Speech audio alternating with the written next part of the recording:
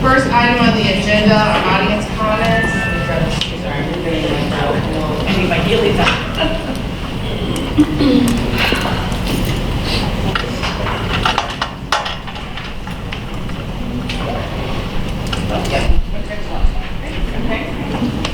We have one community member who has signed up, Brittany Atkinson.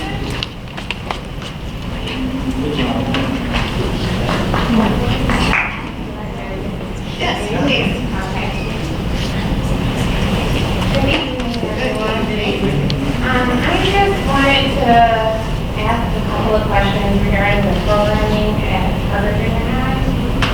More specifically, the Spanish program that you guys have implemented this semester. My daughter is a special ed student. She's an 8th grade student at Harvard, and she's in the Spanish class that's being ran via, I don't know, virtual teacher. And when I went in to observe a couple of times, I noticed that there were some technology issues, also some slight behavioral management issues, just simple things that an actual body, a teacher, a licensed professional would understand how to correct and perhaps put some strategies in place for the students to effectively learn. So I was just wondering where we were with that in regards to hiring a Spanish teacher for 8th grade. Like I said, my daughter has an IEP. Her IEP was violated in the classroom. I was there taking her the test. There were no modifications. There's no checks for understanding. So I'm really concerned. And that's just one of a couple of things I'd like to discuss. So those are very valid questions. And so have you reached I met out? with the You met with the principal, and I principal? spoke with him regarding the technical issues that were one of the biggest problems in the classroom. If the students, if the screen is freezing, then they're not learning. And if it takes 15 minutes to correct, then that's 15 minutes of instructional time that the students are losing. So I was told that there was, that was a bad spot for the Wi-Fi in the building, and they were working on it. It's pretty unacceptable, especially, I've jumped through a lot of hurdles with my daughter and her educational process. She is diagnosed with autism. She's been in the district since she was 3. I'm a product of the district as well. So it's not the high quality education going on that I experienced when I was there. So that, yeah, I did meet with her caseworker and Mr. Hunter in regards to this, and I did inform him that I would be coming just to see, because he didn't have a lot of solutions, and understandably so, probably not an issue that he can directly address himself alone. He did put up bulletin boards in the classroom, which I was pleased about, because the first initial time I went to observe, there was nothing on the wall. It just looked like a place that you guys were housing students for 45 minutes. And it's very concerning for me, especially with a child that has sensory issues and other learning difficulties. So can you follow up with? So we'll have the superintendent follow up and be able to answer your questions more specifically than I can or we can. Okay. So. Yeah, and I wanted to get on your calendar for a meeting, but I know how hard that can be, so I wanted to come and address you all publicly. Secondly, the underperforming rate. I know that there is supposed to be a plan put in place. I'm curious to know when the community will be made aware of that plan. Not sure. I know that Mr. Hunter addressed that there would be like a youth program and some other implementation and things being implemented. Not quite sure how that directly addresses the issue as far as the special needs students that were one of the subgroups identified as underperforming, as well as the low income. My daughter has been in the district since she was 3. She started at Serena, moved on to Heatherhill, now she's at Parker. I decided that I needed to pick and choose my battles when dealing with their education. Just because there's so much that I have to counteract on a daily basis that to fight every battle would be exhausting for one, and probably not really productive. So when I got the underperformance rating for the school, I'm not sure if this is the second year in a row, but The first year. okay, it's the first year. It was really alarming to me, and then as I become more observant, just being in that Spanish session, I was observed many of her classes, I've sat in on many of them. But my child, I'm speaking for all children with special needs. I have 2 more that are going to be coming into Parker. I have godchildren and a host of people that will be coming into that school. And I'm here to advocate for all the special needs students. This is a big issue, not only with the inclusion process that you guys, how you have included them in the regular curriculum, but just extracurricular inclusion as well. So my child isn't a part of any real major social group, with the exception of varsity orchestra, and I had to fight for that because they were telling me in 6th grade she was not going to be able to be a part of it because she had to be pulled out for her services. And I let them know that that was a violation of her faith and something was going to have to be done. So they made an arrangement which was less than satisfactory, but because I love this district and I'm invested, I didn't want to raise too much fire. But I would urge you guys to look at your extracurricular activities and the whole inclusion of the whole child, holistic inclusion programming, because that has a lot to do. I noticed that it was low income and special education students that did not meet the criteria. And I believe that has a lot to do with the underperformance rate.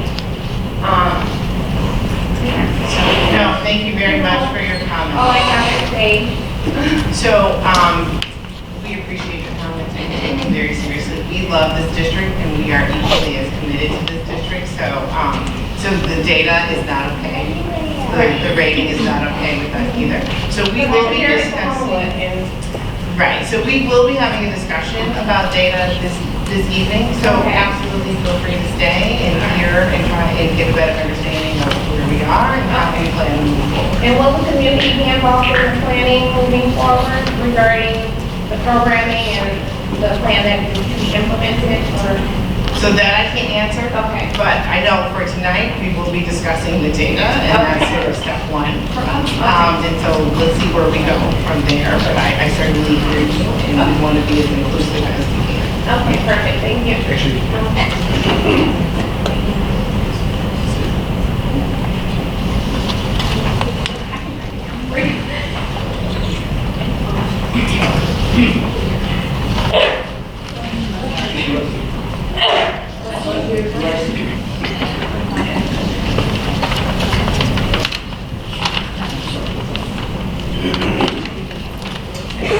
That's all right.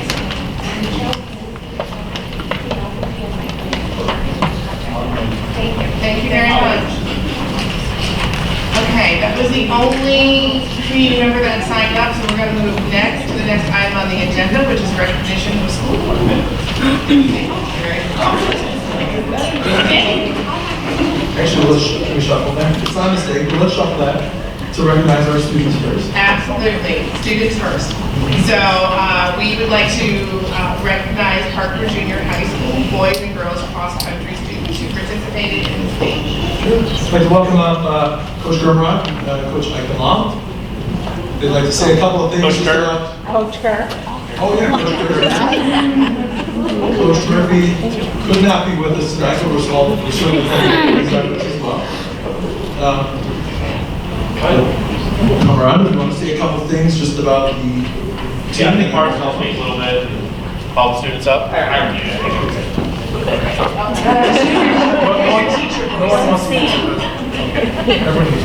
Everyone in this room would be really proud of all our kids that we have, just the way they behaved and performed this season. We are had a great group of kids. Just some of the quick accomplishments that they did. This is the 3rd year in a row that we won all 4 levels of conference. So we did that out of the 10 schools in the conference. We're one of 4, the Parker was one of 4 3A schools in the entire state to have both the boys and girls make it to the state meet for 3 consecutive seasons. Our girls had our best finish ever, and our boys had our third best finish ever at the state meet. So we're just incredibly proud of them. Glad that they were able to make it tonight. Mr. Gurmod is going to go ahead and call their names for those that were able to make it one at a time. So, come on up and then I guess we have to. Right? Yeah. Maddie Levy, Ella Sebes, Avery Radasta, Emily Thompson, Haley Trojan, Caroline Shane, Grace Mullen,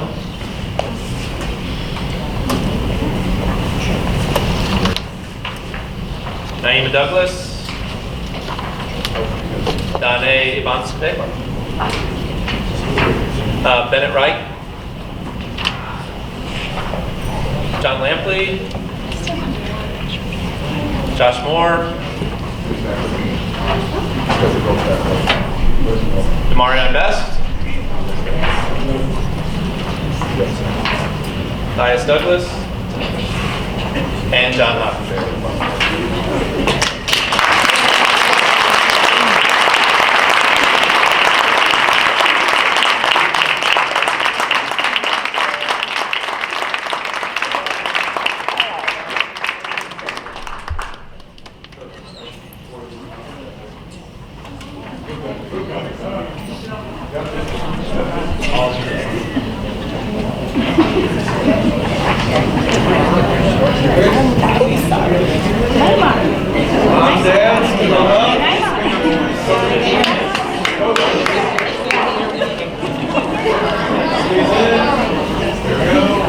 Boys in the back always like to get on their tips and be a little bit taller.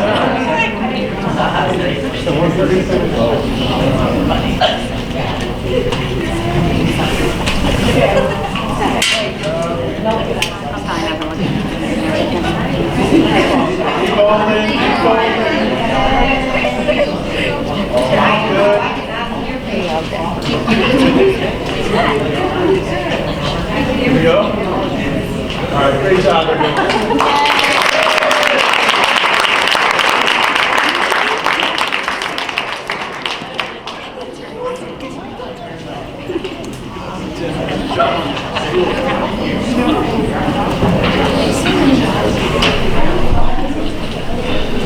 All right, great. Thank you all very much. We are extremely, extremely proud of all of you who went to state and the awesome coaches who get you there every year. So thank you very much. Now we are going to move on to, okay. Okay, you're really building this up, Joe. Thank you. Yes. Next item, superintendent's report. Sure. We go up there. I love it. I hope everyone had a great long weekend. Your report. That you had a few minutes to reflect on the Veterans Day holiday, the fondness of a loved one or a great memory that you have of someone who served in the military. All of our schools recognized the holiday last Friday. A lot of thoughtful activities, to help our children understand why veterans are so important to our families and to our society. To this point, though, yesterday was the official start of American Education Week. And I want to personally thank our teachers, administrators, and board members for all that you do on behalf of our students and community. As a small token of thanks, the Board of Education is providing a pizza lunch for all the staff members this week, and we hope they all get to enjoy some food and camaraderie with their colleagues. We really do have a wonderful staff that certainly deserve the world, but for now they'll have to settle for Oreos.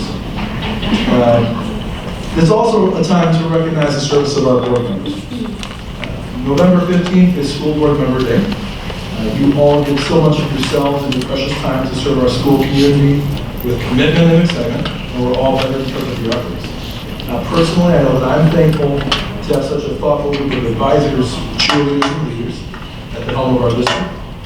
Please accept these small tokens of our thanks and know that we're truly appreciative of all that you do for our children on a daily and weekly basis. Thank you all.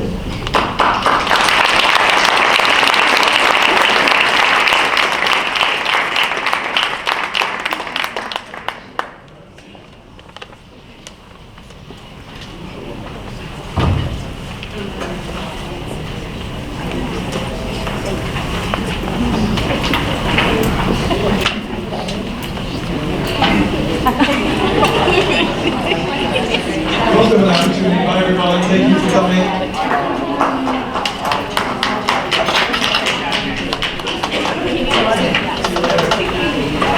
At a recent Illinois Association of School Board meeting, two of our board members were recognized for achieving Master's Board Member Level 1, which is different levels based on your professional development and leadership activities. So thank you both for taking this work so seriously and not only building up yourself, but your board skills as well. I'd like to recognize Earl Huckabee and Steve Blue.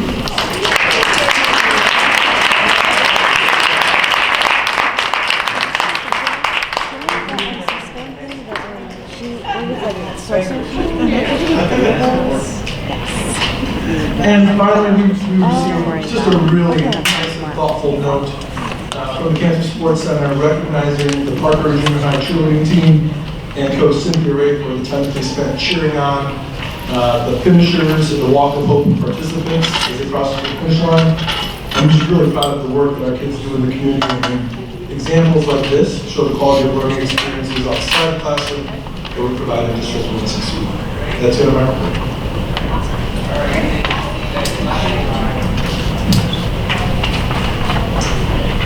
Next item on the agenda.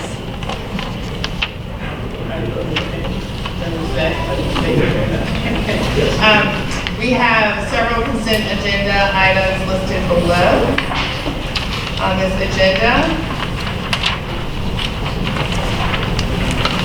The first item are minutes of the Board of Education meeting, October 9, 2018, executive session meeting, October 9, 2018, and special Board of Ed meeting on October 29, 2018, FOIA request and gifts to Flossmoor Hills, from Flossmoor Hills PTO for a drinking fountain water bottle filler for $2,299.54.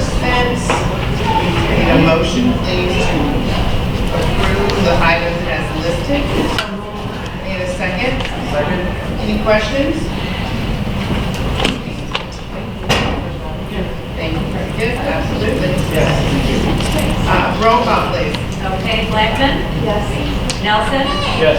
Huckabee? Yes. Paredes? Yes. Briggs? Yes. Ford? Yes, and the motion has passed. Next item, equity and inclusion report. At the most recent equity and inclusion committee meeting, we talked about different consultants we may want to work with and look to partner with us for this work. We identified just a few areas we're going to reach out, gather some information. The team is working on rebuilding the handbooks of our elementary and middle schools. As we've read them with a close eye, there have been a number of pieces that may not serve our students or community as well as we thought they would when they were originally placed into the handbooks. And so we're taking a look at all that language to make sure that we have an effective document moving forward. We also started some initial conversations around our District 161 equity framework, and what that means for its connection to the strategic plan, decision-making, and those sorts of things. So looking forward to our next meeting. It's at the beginning of December. I don't have the exact date, but that should be the second week of December. Are there any questions about the report? We are going to move to our discussion items. We have 3 items on our list. All are extremely important items that we will be discussing. I am going to flip the order and do the property tax levy discussion last. And so we are going to start with the school reports, and in combination probably with the 2018 fall math data as well. Yeah, I'm assuming that both items B and C will overlap, so you don't have to stick to one in particular. It's conference room, it's ND main, right? Yeah.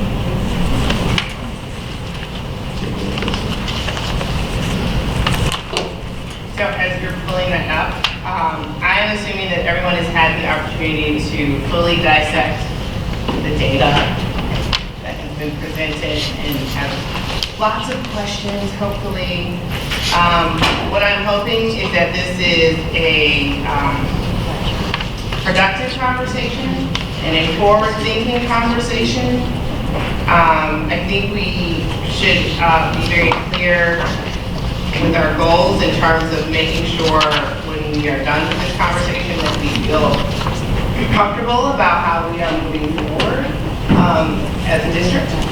So, that being said, let's just make sure we get all of our questions out. I think it's long overdue to have a deep dive conversation on the data and especially the new information that's come out from the report.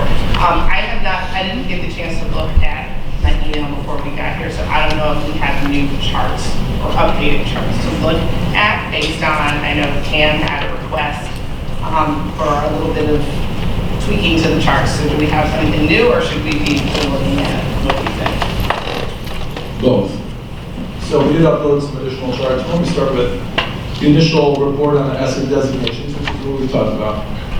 We all know that the elementary school were identified as commendable, and Parker Junior High, well, I would certainly describe it as a commendable school, has two groups of students, low income special education in particular, who are underperforming based on the targets. Okay? So based on that initial rating, there are a few items that are triggered.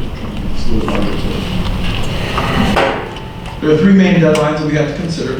November 15th is the deadline to apply for 2018-2019 to be a planning year. I've already done that. That means that this school year is a planning year. We have the rest of the year to begin to implement our plan, whatever that is, but also to focus on planning. And then we have 3 additional years. The alternative would have been, this is year 1 of 3 instead of year 1 of 4. So I've already applied for that extension. The Illinois Balanced Accountability Measure is due by January 31st. That is a framework review, and I'll pull that up in just a moment so you can see the work that the building leadership team at Parker will have to go through over the next 6 to 8 weeks. It's a very deep dive into the building. It identifies different practices that are research-based, and they're looking for, are they in place? If they're not in place, we need to determine a plan to get those in place. The final work plan is due by February 28th. We will receive $15,000 from the state to assist with this work. And honestly, we are behind the 8 ball. Schools who are underperforming were notified in the summer. Parker was commendable up until October 15th. Nothing changed in the data, right? So I can't get a clear answer on what happened between the summer and October 15th. But regardless, we are here with the underperforming rating for the building. And these are the deadlines that we're going to have to meet. These are not optional, and these are going to happen. So the quality of time that we put into the Illinois Balanced Accountability Measure will deliver a much better final work plan. So if we can take a look at that for just a moment.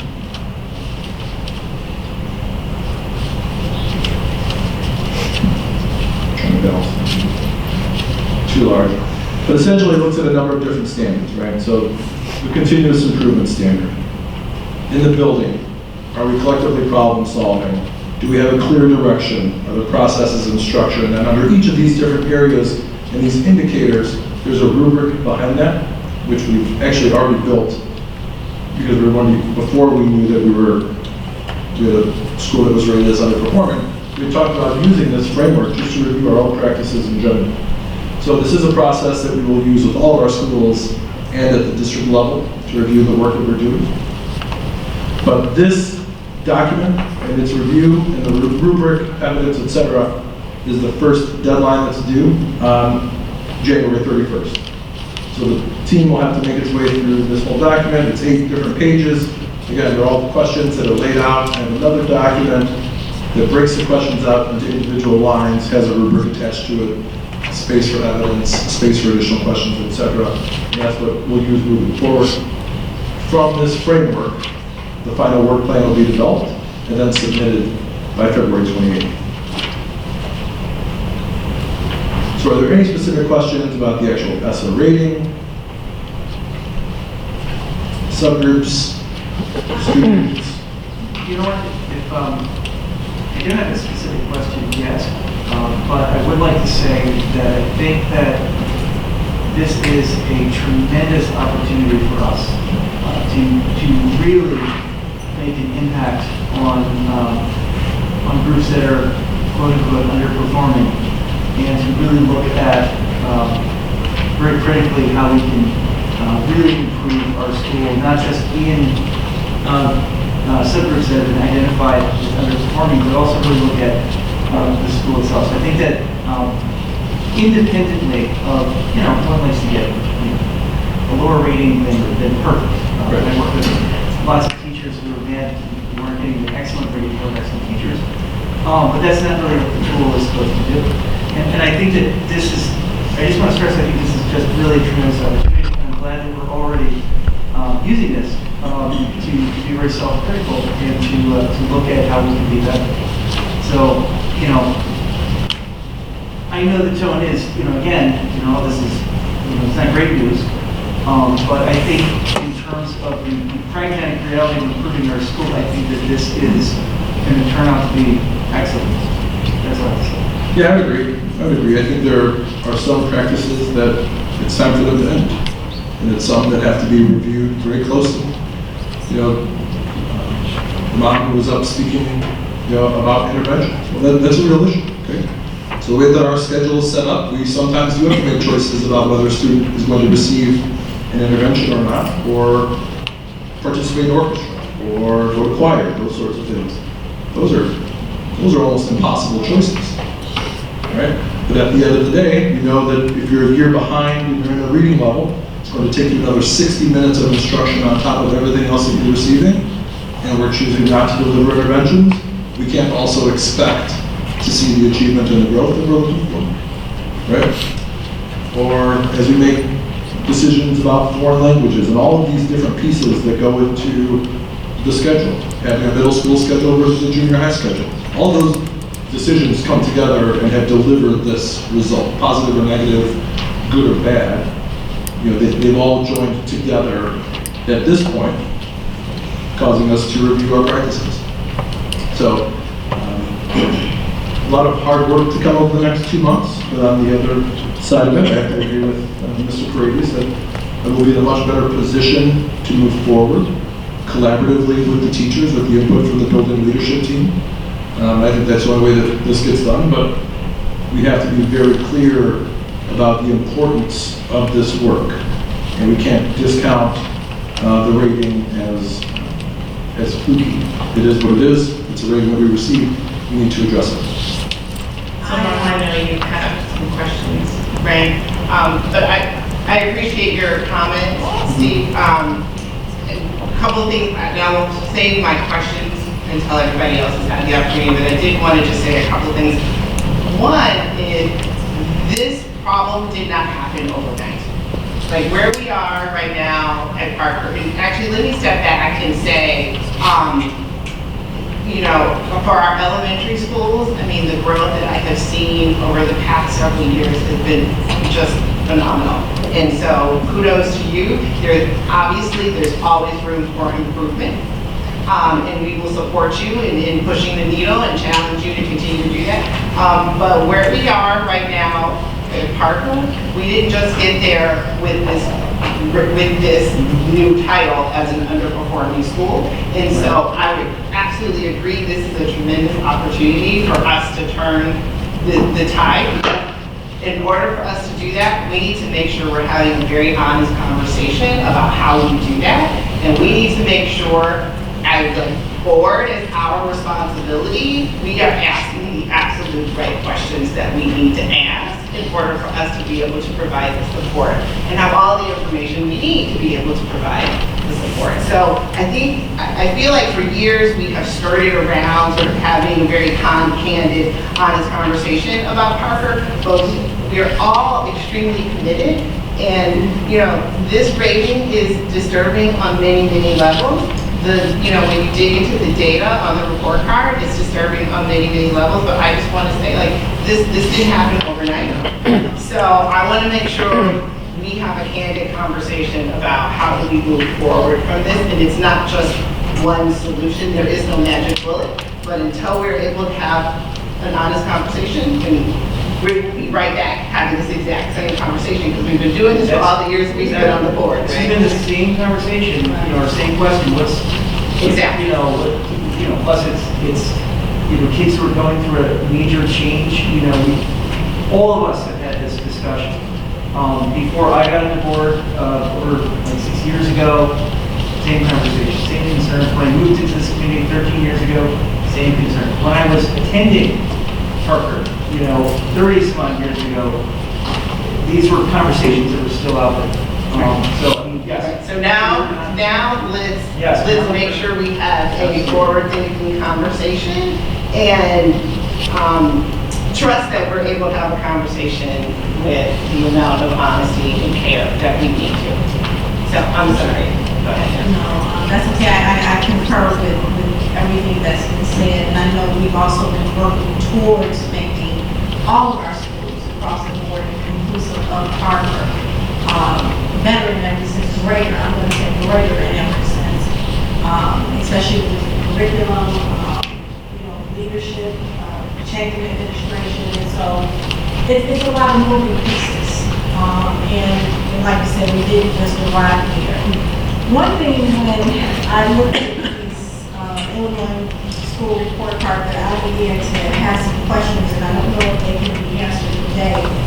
But directly when I was looking with the IEP group, I began to go back and look at Parker from 2015, where I started up until today. And what I noticed was something that was, again, it is alarming, and I'm sure the administration, you all are pulling this apart and dissecting this, but it seems like we're going backwards. And when I say that, when I looked at, I just pulled the fast facts, but I went through the entire report card.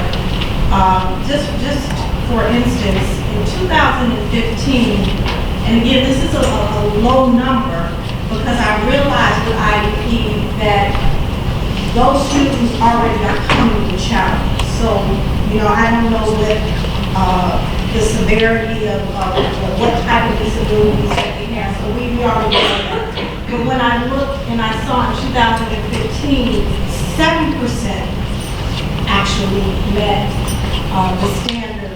And then in 2015, in 2015 to 16, in 2016 to 17, it declined and went to 5%. And then now we're at 3%.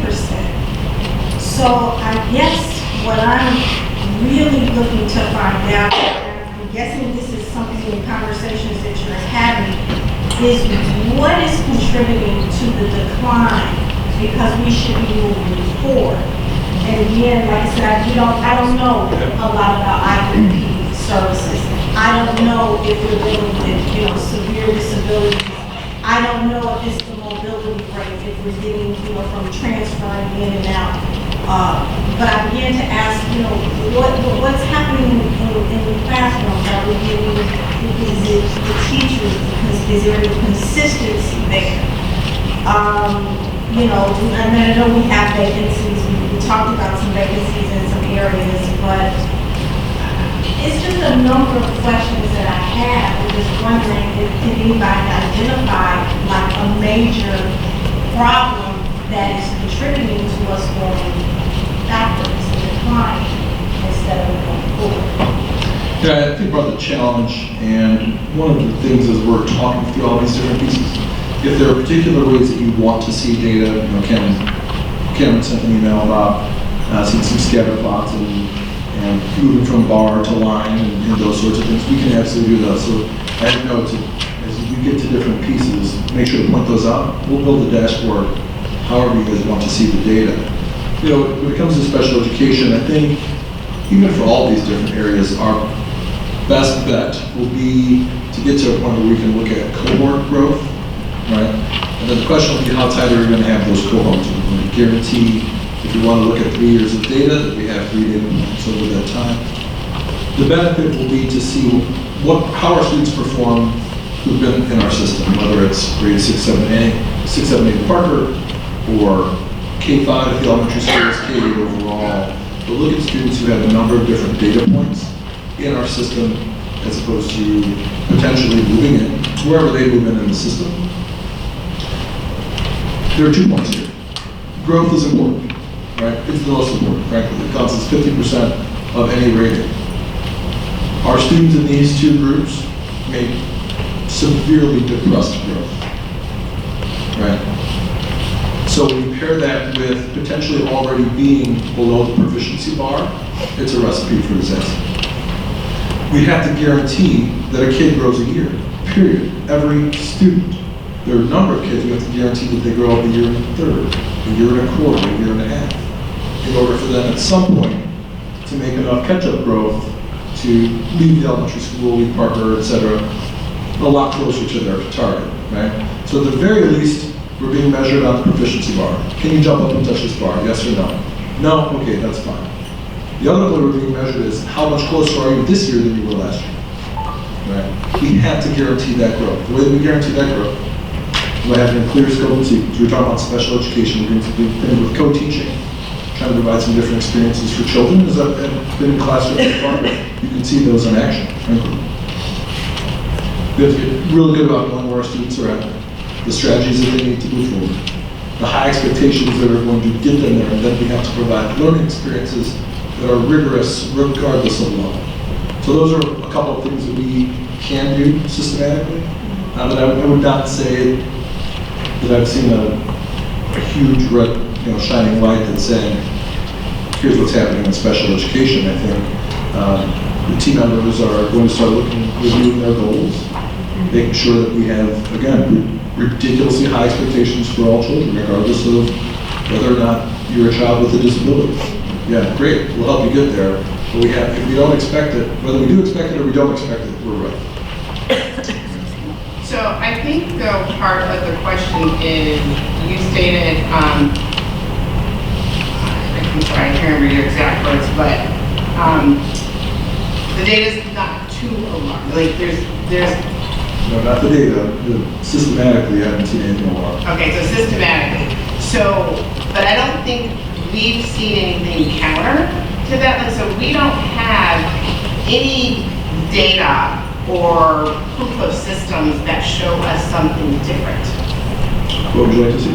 I don't know. I don't know what's available for us. I don't know what you have that would show us that the data is not as alarming as it actually is. I did not, but we have to clarify, I didn't say the data. The data is absolutely alarming. Okay. Systematically and practice-wise, there's nothing that sticks out that says, this is why our students aren't growing at a level that we would expect. Okay, so we have, ELA, right? So looking at just the part data, the ELA scores all went backwards this year across all grades. Right? Mm-hmm. We don't have any idea why that is. Is that curriculum? Well, my guess would be we haven't, up until this year, we haven't bought reading materials for 10 years. That's good. So why would that cause a dip this year? I mean, it's a significant dip across all grades compared to prior years. Remember, this is last year's data, right? This is.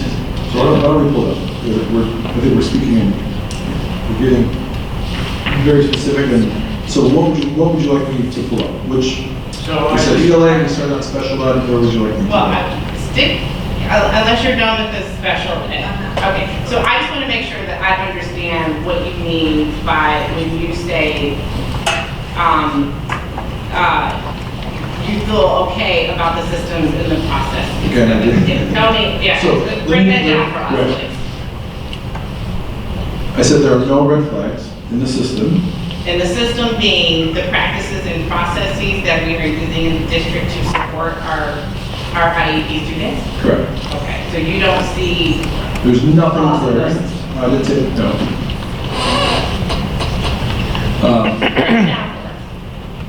There are no major red flags that would show us that we should be having the scores that we are. So the fact that we are, I think we have to look closer. I think we have to look at the quality of buildings. I think we have to look at whether or not we're doing effective replacement instruction. I think we have to look at how we're co-teaching. We have to look at all those different pieces. But I would tell you that there's nothing that would point to this is the exact reason why scores are depressed.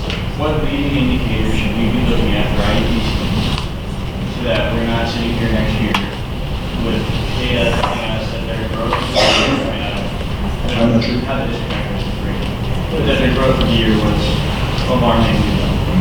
I'm not sure. Because I mean, I've had the same issue across many categories, but the Harvard data is significantly lower than expected. We didn't just perform as well last year. We did poorly compared to practice. So we can't, you know, as an organization, just kind of wait till next October. So let's start with IEP. So how are we going to keep monitor the progress in real time so that we don't hear about it when the stage is like I would tell you, I don't know that that's what we're missing. I think we can look at leading indicators, but they'll be no different than, I would also think we can bring progress monitoring data. If you want to see that weekly or monthly or whatever timeline you want to see that shows sensitive growth in student performance. We can look at minutes of instruction. We can look at all of those different pieces. But I ask for a little bit more direction on how you're looking to measure those lead indicators. As I read, it's not lag data, it's all lead data. I don't know, I mean, that's just a phrase that we're using in the past, and conceptually, but I don't know any major indicators in real time. We have this cyclical problem every year. Sure. There's a discrepancy a little bit between the part data and the math data, because the math data doesn't show us anywhere near as many responders as it seems to. But, you know, if we're going to form a plan around improving performance by IEP students, how are we going to manage that? Sure. Okay, can I just, Karen, go ahead, sir. Well, so one thing that I think that will help answer that question is the framework. But my question or pushing or whatever you want to say is the questions require a high level of transparency. So when I look at these, for example, I can't remember your name, the woman who spoke here. Atkinson. Like her voice and what she shared becomes really, really critical as I look at questions like how are primary caregivers involved with the educational process. So while I'm excited that the Parker administrative team will tackle this, I now also realize that a lot of transparent input will be required to even begin to figure out and unravel some of the pitfalls that we're perpetuating. So I just want to make sure as we look at these that we try to answer these questions from more than one perspective, not based on what we ought to be doing or what we think we're doing, but discover the truth of are we really doing these things and how they're. Well, just look at this standard, for example. This is shared leadership. Fourth question, how do students perceive their classroom learning environment? Well, you have to talk to children in order to answer that question, period. And not only talk to them, you have to listen and then incorporate those thoughts as you move forward. If you're not going to do that, we're going to be in this situation. So I think, you know, some people are more comfortable with that than others. But the expectation is that we implement this document with fidelity. So when it talks about working with students, you know, when it talks about having parent feedback, those things must happen at the district level. I will put together a district leadership team made up of representatives from each building leadership team, and parents as well, and then we'll start working our way through this. We can also have students involved. We're having students participate in the rewrite of the Parker Handbook. Again, so all of these things, they're just good practices. It's just time that we start doing them consistently. Misha, I think just one more thing.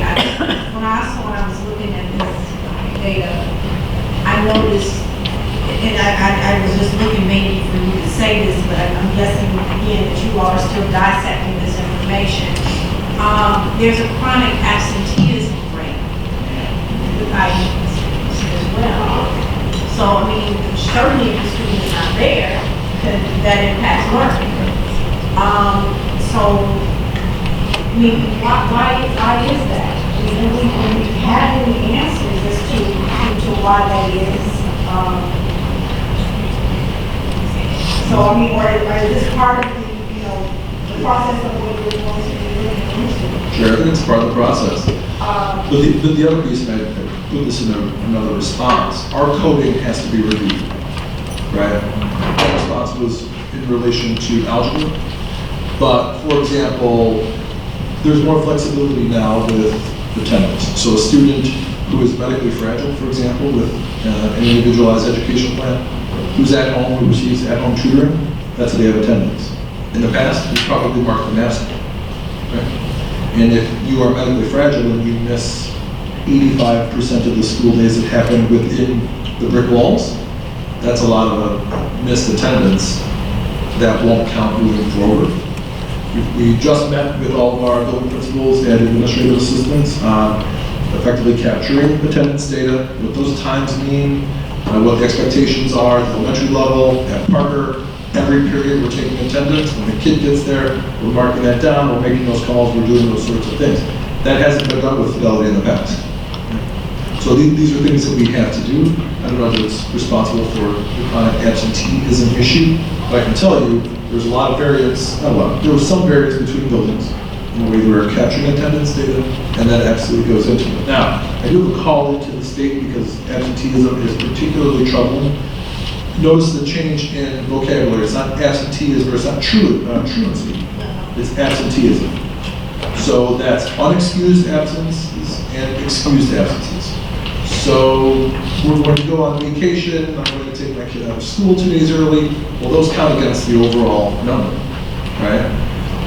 Even though they're excused, mom or dad called the child in. So we really have to impart the idea that being at school is critically important. On the other side, we have to make the experience at school so exciting that kids want to be here. You can't have one without the other. So we have to make sure that we're providing problem-based learning experiences, that we're providing authentic opportunities for children to wrestle with challenging content so that there is a desire. We have to have climates in our schools that are so welcoming and supportive that kids want to be here. If we don't, we're talking about absenteeism forever. So that's the nuance. Now, the piece that I did call out is, remember, the change from truancy to absenteeism. If you look at the school report card, it gives percentages. As Annabelle and I called down to the state again, we were given the second answer. Well, that's the percentage of that group of students that are truant, except they're not tracking truancy, right? So you have chronic absentee, you're a chronically absent student. Individually, if you miss more than 10% of the school year. So at the end of the year, if you miss 17 and a half days, essentially, you are chronically absent. We would say truant, we would report you. But when we're looking at calculating all of those days, they take the number of unexcused absences total, plus unexcused plus excused, divided by unexcused, excused, and the total number of days to figure out those percentages. So we're trying to figure out, when they give a percentage, do they mean of the whole student group, or are those individual students? Because our individual data doesn't show that. So for example, our special education students from 19.1 at Parker, for example, ballpark, maybe 19.2. Oh, okay. I'm sorry. Cameron yelled about a different group. So the question is it the total number of days that those students could have attended school? or are 26% of those students chronically absent? We've received 2 different answers from the Illinois State Board of Education, and we're looking to nail that down, because that will, yeah, we can talk about how important school is. We're going to reach out to the kids who are already noticing or missing days, and we will apply some positive pressure to those families to help them understand why this is important, but we have to get to the bottom of that question in order to understand how to attack absenteeism. Finally, I got one more, I got a lot, but I want my colleagues to be able to chime in too on what their concerns. But part of what I had on my list here was part of what this activist brought up. I wanted to know the kids receiving accommodations for testing, standardized testing, those that need it, or are we sure that those kids that do need it, that they are getting it? To the best of our knowledge, yes.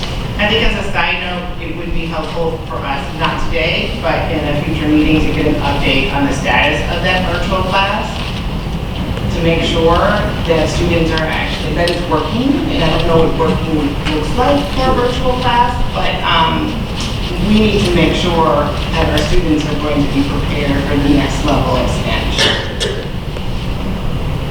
Yeah, and again, I think that's a hard conversation that the board needs to have. As we're particularly looking at the time, one of the choices that we make at 8th grade is to teach a high school level class to 8th grade students, because we want to prepare them for high school, and that's fantastic. However, what we've done for students who can't read, for example, who aren't reading at level, is we've cut their literacy block in half. Right? So we're making choices, and that's fine. But as we make some of these choices for children, we also have to know that they may work counter to our overall goal, which is to have students who have a fulfilling middle school, junior high experience as we are introducing them to high school level content, because we've just made that decision. Although this is not a new concept. I mean, so the district historically had a language program that started in 7th grade, and this was before we went to the 2-hour block of an ELA. I mean, but our scores did not look like the way they do now.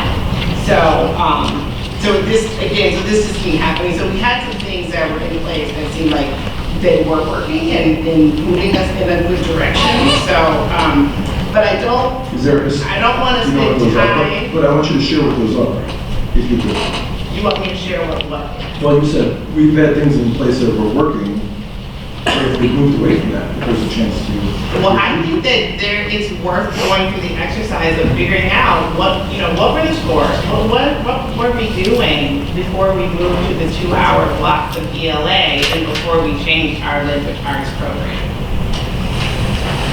But I also don't want to spend this meeting talking about that. I don't want to move away from the questions around our IEP students and any other questions that we have about this data tonight. But I'm happy, and I'm sure that students and certainly the history in that building can talk more specifically about how this was done in the past versus how we're doing it right now. But I don't think that it's fair to say that it's, because of now what we've done in the foreign language piece is the cause of X.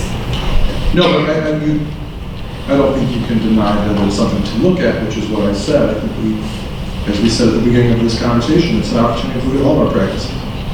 And as we're clear about our goals, looking at the practices isn't threatening, it's just a review that we have to do in order to make sure that we're putting all of our children in a position to be successful. I don't disagree. I think we should look at absolutely everything. But I do know that we have had times in the history of Parker, which I'm not going to tell you those specific times. I think that it's worth in the exercise of your team figuring this out. But I get that this is the first time the state has given this designation of underperforming. My guess is if they had implemented this last year, we would have got it last year. I'm not sure. So here's some quick demographic, some longitudinal data. I mean, I guess, I think safe definition would be adding up board if they calculate it. It is besides the point. I mean, who really want to respect? So, I would agree. I agree with your point that, so Michelle's just trying to make the point that, let's not focus for this meeting, why is it calculated? We all have different opinions. I probably agree 100% the way they calculated is important. Some of you might do it differently. I think it's scientifically technical that you change themselves, and that they don't publish it this way. But I don't care about that. Sure. Here's what I care about. I care about this. So this is ELA, So this is ELA. 16, 17, 18. Let's look at, so eighth grade 2018 is last year's 2017 class. Right, so follow, if, looking at the cohorts, you would start here, or should I? I'm not familiar. No, I got to figure it out. 37% meeting or exceeds. Now, again, this is not a tight cohort, because I cannot guarantee that the students' scores that we have for 2017 and 7th grade and then 2018 and 8th grade can track back to 6th grade 2016, but for the most part, they're similar. Yeah, 2016, our 6th grade meeting exceeds numbers were 37%. Those students, as they moved to 7th grade, they were at 41%, and then by 8th grade, they were at 14%. So, Precipitous drop. You said 14. 1-4. 1-4. so here's my issue. There's no way that nobody in this district doesn't know how that happened. So the teachers are getting, the teachers are working with the students. The administration gets reports on the test scores throughout the year. That can't be, that's a massive shift. There has to be an explanation for it. Sure. And, or I think Paul sitting here, we you guys tell us. To figure out what it is. I mean, this is an identical conversation I think that we were sitting here a couple of years having when I made the statement that, all types of sirens should be going off. Like, there is a sense of urgency that needs to be exercised here. And I don't want us to create a new normal because this data is not okay, but we don't understand how we got to this. And we don't understand what the plan is to get us out of it. I would say you're in the plan, right? We all participated in the conversation last year about the culture of the building. Absolutely unhealthy this year. If we're really talking about it, right? Took a pretty aggressive step with the staff. We implemented capturing kids' hearts. We had to change the experiences for adults and for students in order to have a different outcome, right? So we've started addressing a number of those pieces. That was glaring. So we can want all of the different academic changes that we can think of, while the climate in the building isn't ready to work effectively, right? It's tough to move forward. So that was a glaring issue. And frankly, we move forward in that area. The curriculum was another, guaranteeing, and at Parker it's a lot better, frankly, than the elementary schools. But guaranteeing the rigor, guaranteeing the focus. I think what we have to guarantee now is the scope and sequence and the expectations between our classes. Those are all things that the building can work on, that the teachers are more than willing to talk about, but that's the work that has to be done. We're not going to program our way out of this necessarily, but we have to start digging into what happened. I have no idea it would cause such a large decline. Administration turnover for the last 6 years has not helped. So all these pieces that come together. We know what all the issues are, we participate in all those discussions, but at the end of the day, that significant of a drop is either, there can only be so many causes, right? The curriculum we chose sucked, that's a possibility. Teachers all started flowing in. This wasn't new. I have New curriculum. I have another suggestion. And this is, so when I see this, I think of, when in No Child Left Behind, suddenly, oh my God, we're in this negative slope, or suddenly in this decline as they change the standards. And so everybody sees that as it's reported and it looks awful. When in actual fact, the thing that is actually alarming is that we're kind of flatlining on achievement. We're not really growing like we would like to grow. And so I think there's a couple things that we should ask as a board, and that is, what does apples to apples look like? How can we consistently measure our success? And even before that, what does success look like? And to understand that, I think you have to have a clear idea of what are the subgroups. So if suddenly I'm an English teacher, I'm a special ed teacher, I'm a reading specialist, and so I've seen kids over the years, even throughout the day, one of the realities of special ed is that a lot of very talented kids who are really great at completely different things. And that may change, and there's lots of, it's kind of a moving target.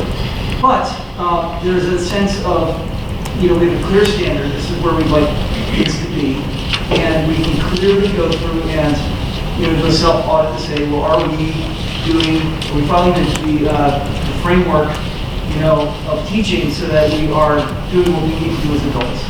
Are we doing all the things that we, best practices say that we're supporting? And are we still not getting the results? And if not, can we look critically to say, is it one thing? Is it that kids just have completely checked out and said, I'm not doing the part, I'm going to take a nap? Because I've seen kids say, what do I have to do? And press a lot of buttons, check out, and say, I'm done. And it's unfortunate when that happens, because as much as you have this conversation, you find out the kid has a fight with their parent thing, or any other number of things they just didn't feel.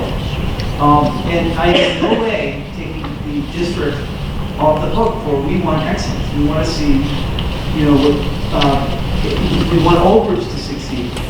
But I think we have to be clear about what do we want to see? What do we want them to be good at? How are we going to measure that? And are we going to look at something that is consistent from year to year to year? Because the problem with the park, and I said this years ago, is they're not done figuring out what to do in the park.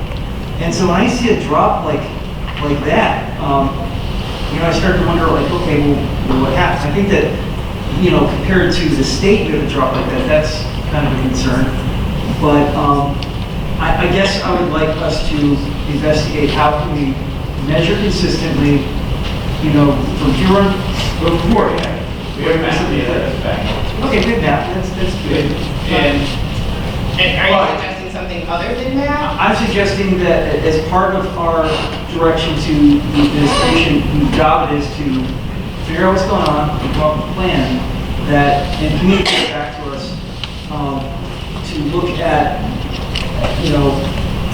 what seems to be working and how can we fix things that are not working, and how long will that take? And I think that this tool that we have, this goes back to my original thing, I think the tool we have is a great self-audit to find out what's working, what's not working yet, and then where do we need to shift our resources. Because otherwise, I think we're going to go back and forth about, well, this indicator's down, or this cohort's not doing so good. And, at the end of the day, I think we need to be very clear about what do we want to see. We want them good, standard one, finding textual evidence. We want them to be able to, persevere through a math problem. What exactly do we want?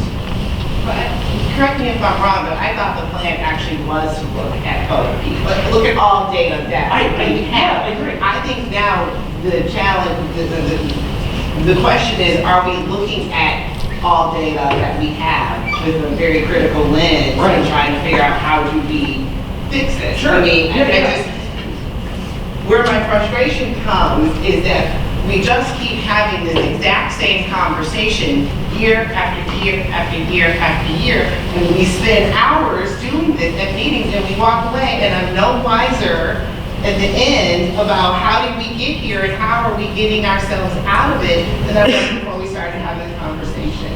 So I agree. I think we should look at all of the data that we have available, but I absolutely love the Capturing His Heart program. I love the changes that we've made in our curriculum, but we now have a new piece of data that's available to us. I actually think that Parker's SIP this should inform. I feel like it actually should be updated. I don't want to wait a year I before agree. we No, I start could not agree more. implementing. And I want there to be a level of accountability, and if we use the SIPs as our level of accountability, then this new data should inform that. And I will tell you that it already has. But you did But we the didn't SIP get before here. you had the new data. But we didn't get here by jerking the wheel, right? So as we're steering our way through this, we didn't get here by rash decision making. The SIP plans, conversely, weren't created out of thin air. We've had mark data from the past, we've had map data, we've had all those pieces. So I think we can add it 100%. We have achievement gaps built in. We have overall reading goals and math goals. I think we absolutely, to Michelle's point, have to go back and look at those school improvement plans to make sure that they are challenging enough, that they are demanding enough out of us, frankly. But I wouldn't expect a major shift in our practice, because a lot of work went into those school improvement plans to begin with to deliver change. Because I think they're looking for 3 or 4% growth, if I remember their math or reading goals, right? That's not a small chunk, especially when you don't know where the kids coming in behind you are, right? So it's one thing to say we want our overall park data to go up by 3%, but if the kids coming in are actually 15% below, now you're actually trying to get up 18%, right? So I think there are all these things that you can push that to the side. At the end of the day, though, I think that we're very thoughtful about all the plans that we developed with the elementaries as well. We have to go back and incorporate this data. I'm not sure that you'll see a massive shift in practice, because I think they are pressing very hard. After-school tutoring, Saturday school, looking at our classroom practices, all those things were built in because they're things that have to change. But no matter what this data set, there are things that have to be addressed. I think we would all agree, but I have to imagine that since you and your team have been dissecting this data, I have to imagine that there is information that you have learned that would absolutely better inform how the SIP should be. And, you know, we did things, we applauded Parker's quantitative goals. I think Cam thought they were a little ambitious, but to me, I think the floor is lower than we actually thought that it was. I mean, but my point is that there should be, as you're going through this process, the SIP, this information should inform the SIP, because otherwise, what I hear you saying is that the SIP is in place and it's going to be the tool that we will use and that we measure that will get us out of this. That's exactly what I'm saying. So this group of 8th grade students who just received their data report, they're at the high school. We have no more access to them. So there's nothing I can do to get qualitative information from them in a meaningful and effective way. So the park data is one indicator. Our map data, where we have hung our hats as a district for a number of years, I think is at least more pliable, and then we have a fall, a winter, and a spring administration, and we get the data back on a daily basis. Right. So not that the park data doesn't matter, but the reason we didn't form our SIP plans against the park data is because we get it 4 or 5 months after we give the assessment.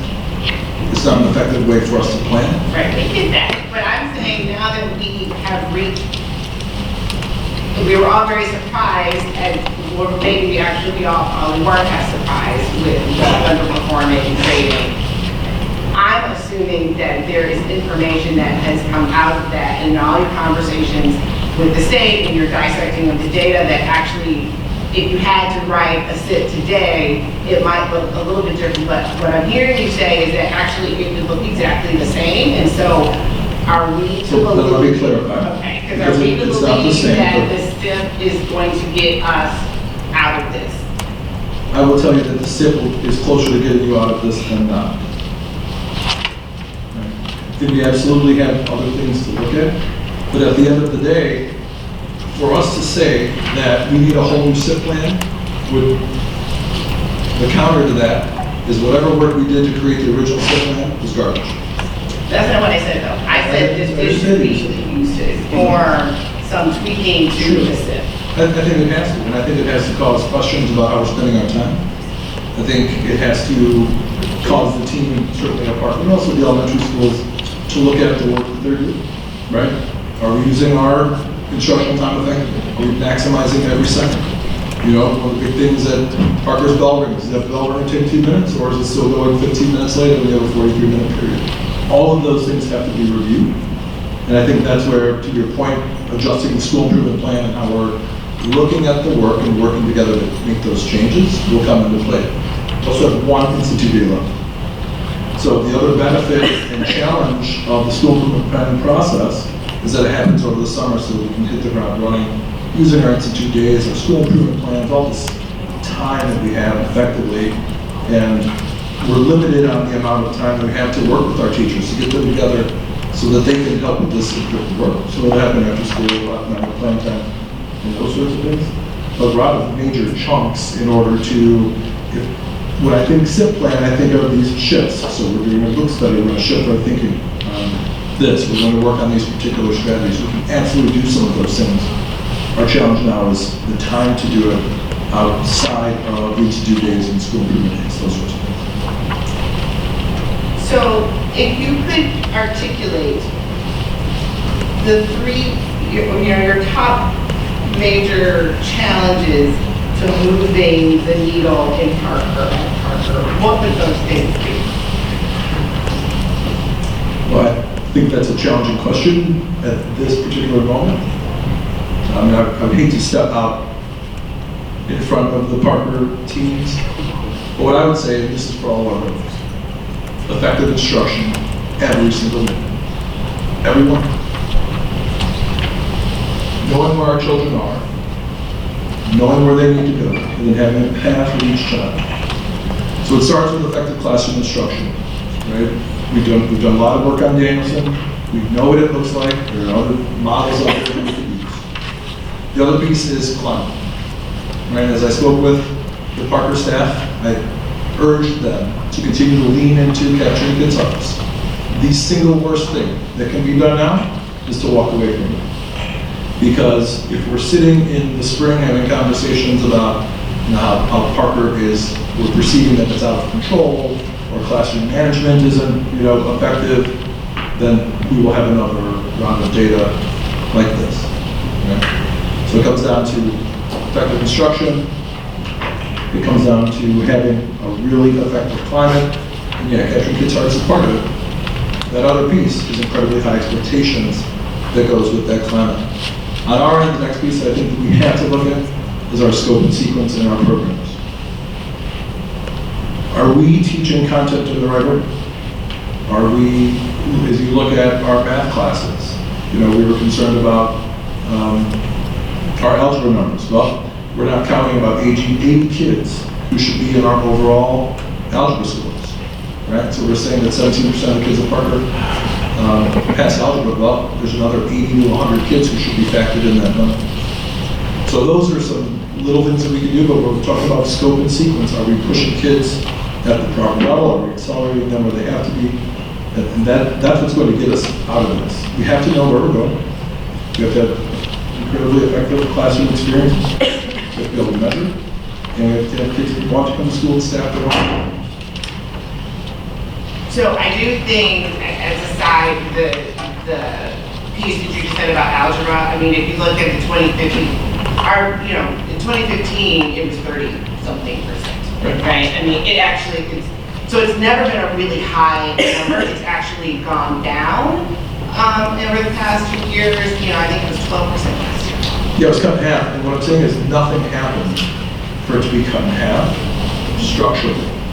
So something must have happened in our coding or the way that we're capturing information that would chop our number from, it was like 32% down to, you said 12 the first year, then 17 the next. Something happened. As we were looking at the data today, and I shared that with the board, we're not counting, every student who's taking a class in Algebra 1 is an automatic pass. Those kids aren't counted, we don't believe in our current numbers. So that's another 26 students, right? So we offer 2 different algebra courses at Parker. All of those kids should be counted. Right now, we're only counting half.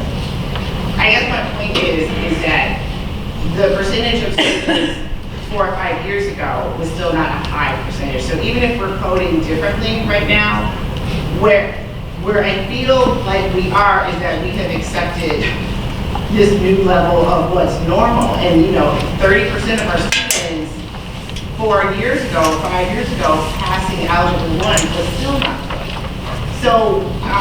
So what I'm hoping is that we are looking at all of our data and really pushing and saying that none of this is good enough, right? And it's not, it doesn't matter if we are coding something differently, then show us data that actually shows we have a stronger number of students in 8th grade who are passing the algebra test. Right, but that's where we have to plant our flag.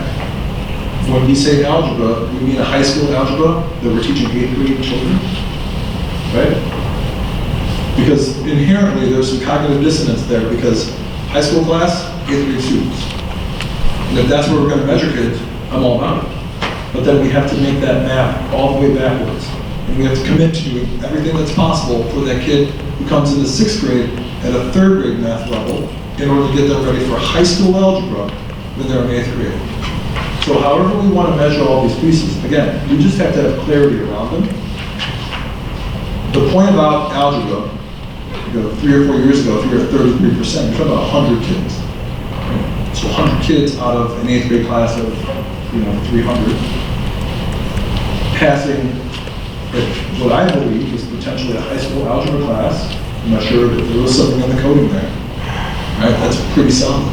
So we have decided if we're going algebra for all, that's great. We have to code it the right way so that we're capturing the right information, and then we have to make those commitments. So if we're going to say every kid walks in algebra in 8th grade, no problem. On the back end though, we also have to make the commitments in 7th grade, 6th grade, and on down so that we can accelerate appropriately when those kids enter our system. So my point is that are we going to be able to measure this with fidelity with podcast and some sort of index that's reliable from year to year so that, we have an idea of how our kids are doing after they take the test, not 5 months after, so that this can turn around to some instructional feedback. Is there a district level assessment that we can use on a regular basis? And again, park is park. Isn't that math? I mean, yes, I'm trying to it figure is out. math, but part of the thing about park is that it's not just math ELA, it's a little bit more robust. And I think that if we want to, look at, and I think math park is a good thing. I think, we need to, as a larger state community or a park community, look to see how it can be more useful. This is going back years of teacher complaints about, okay, you give me a test for 8th graders that are in high school, what am I supposed to do? Or they're up to new grade. I think that if we have an idea of what we want to see as success, have a clear sense of how we're going to measure that, and everyone can get on board with really having honest conversations of are they meeting it or not? Based on the standards. Are they meeting ELA 1, or 2, or whatever? Can they do understand vocabulary in context or how the author is using a particular word was measured on later on the SAT? If we're consistent about that going forward, then I think the conversation around how's this kid doing in algebra, how will this kid do in algebra given how they've been doing in 4th and 5th grade, and what do we need to do to support raising the growth level year by year? Because otherwise, I think we're going to be chasing around data that comes late. That yes, it's indicative of how we did. It's important. I think we could test. It would be better if we could use it and we could pull out the elements that are actually faithful to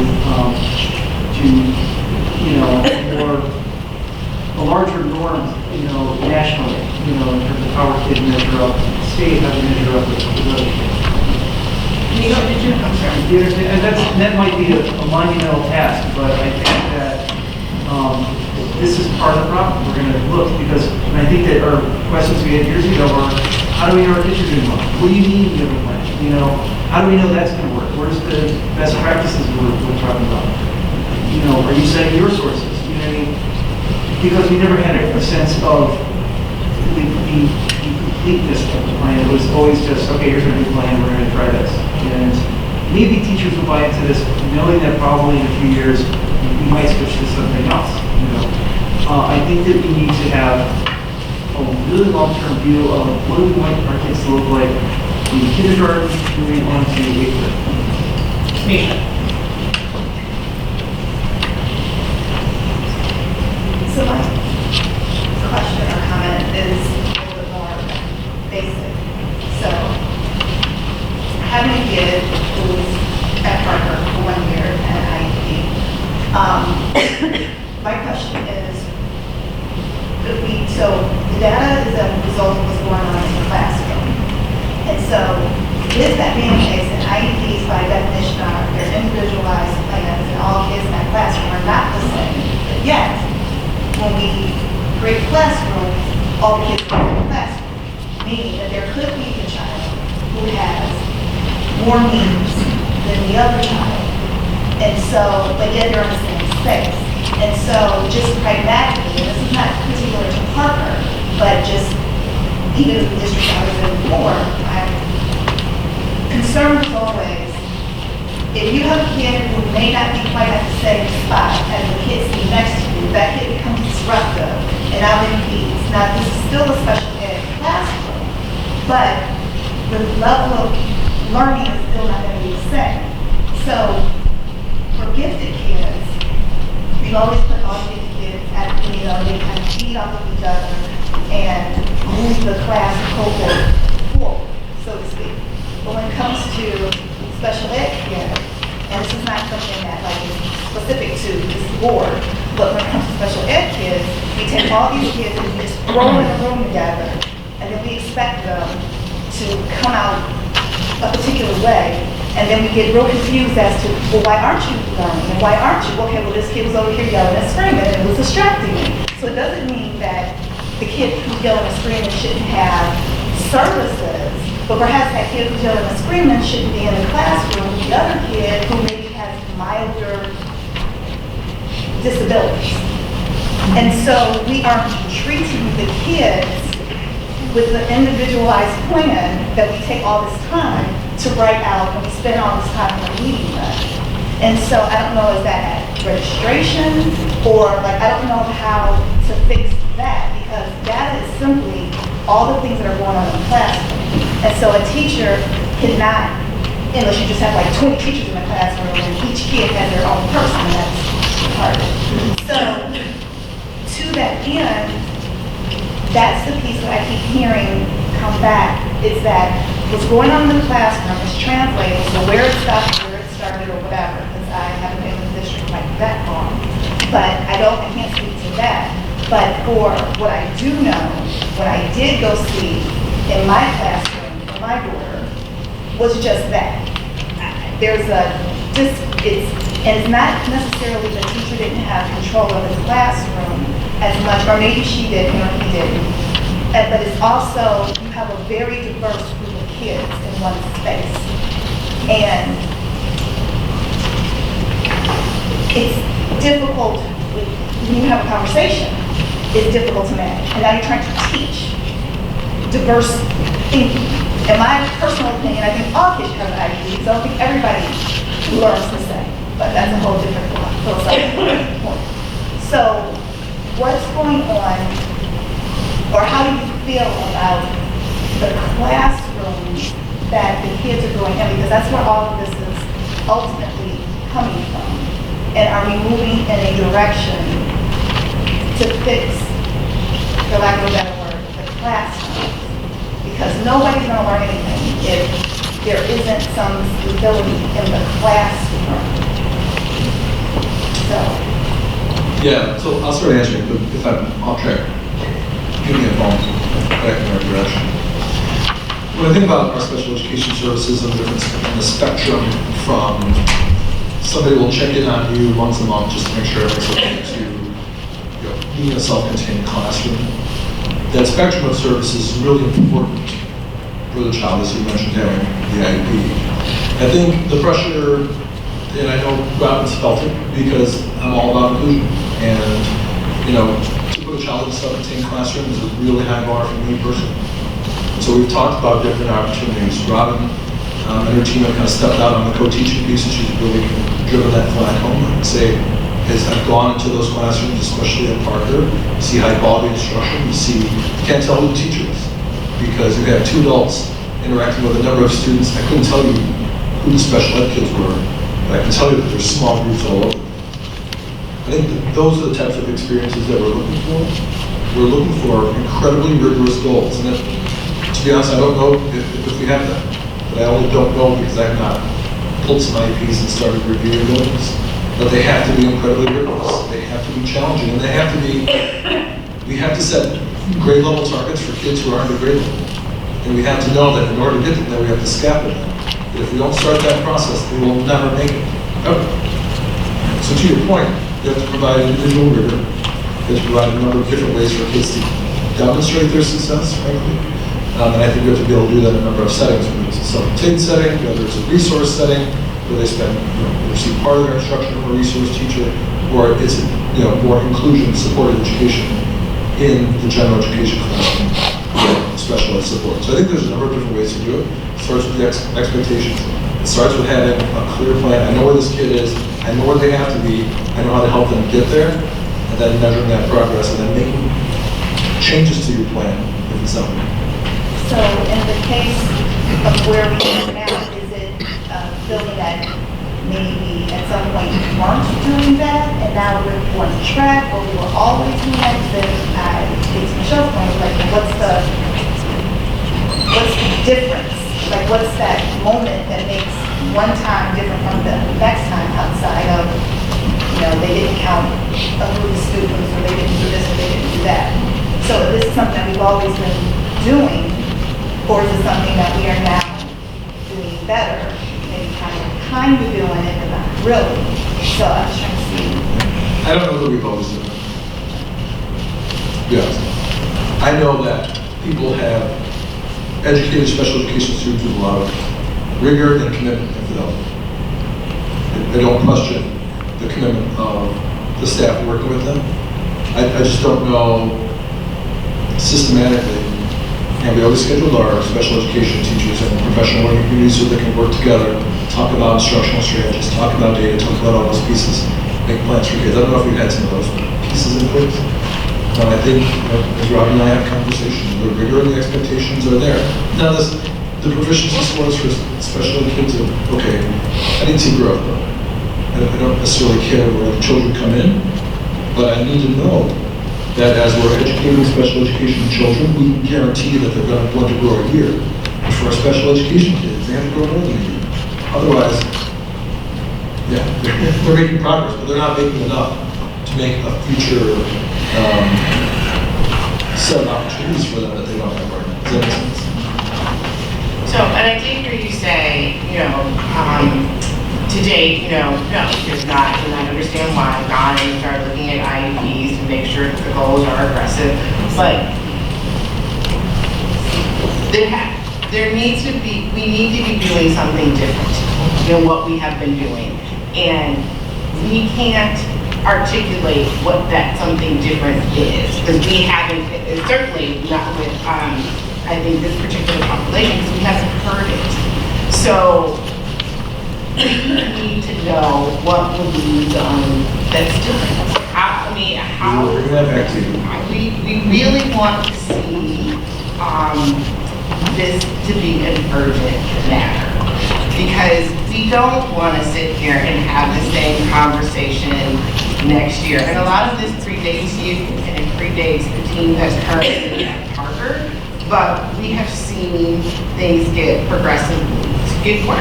It doesn't matter if you're looking at Park data or math data. We haven't seen anything counter to that, and we haven't. I don't know if I feel like we have a really aggressive strategic plan in place that's going to get us there. And I don't know what that should look like, nor should I know. Like, we rely on you and your team to tell us and to help us understand where growth is happening. How are you showing us that growth is happening? And we're just not seeing it.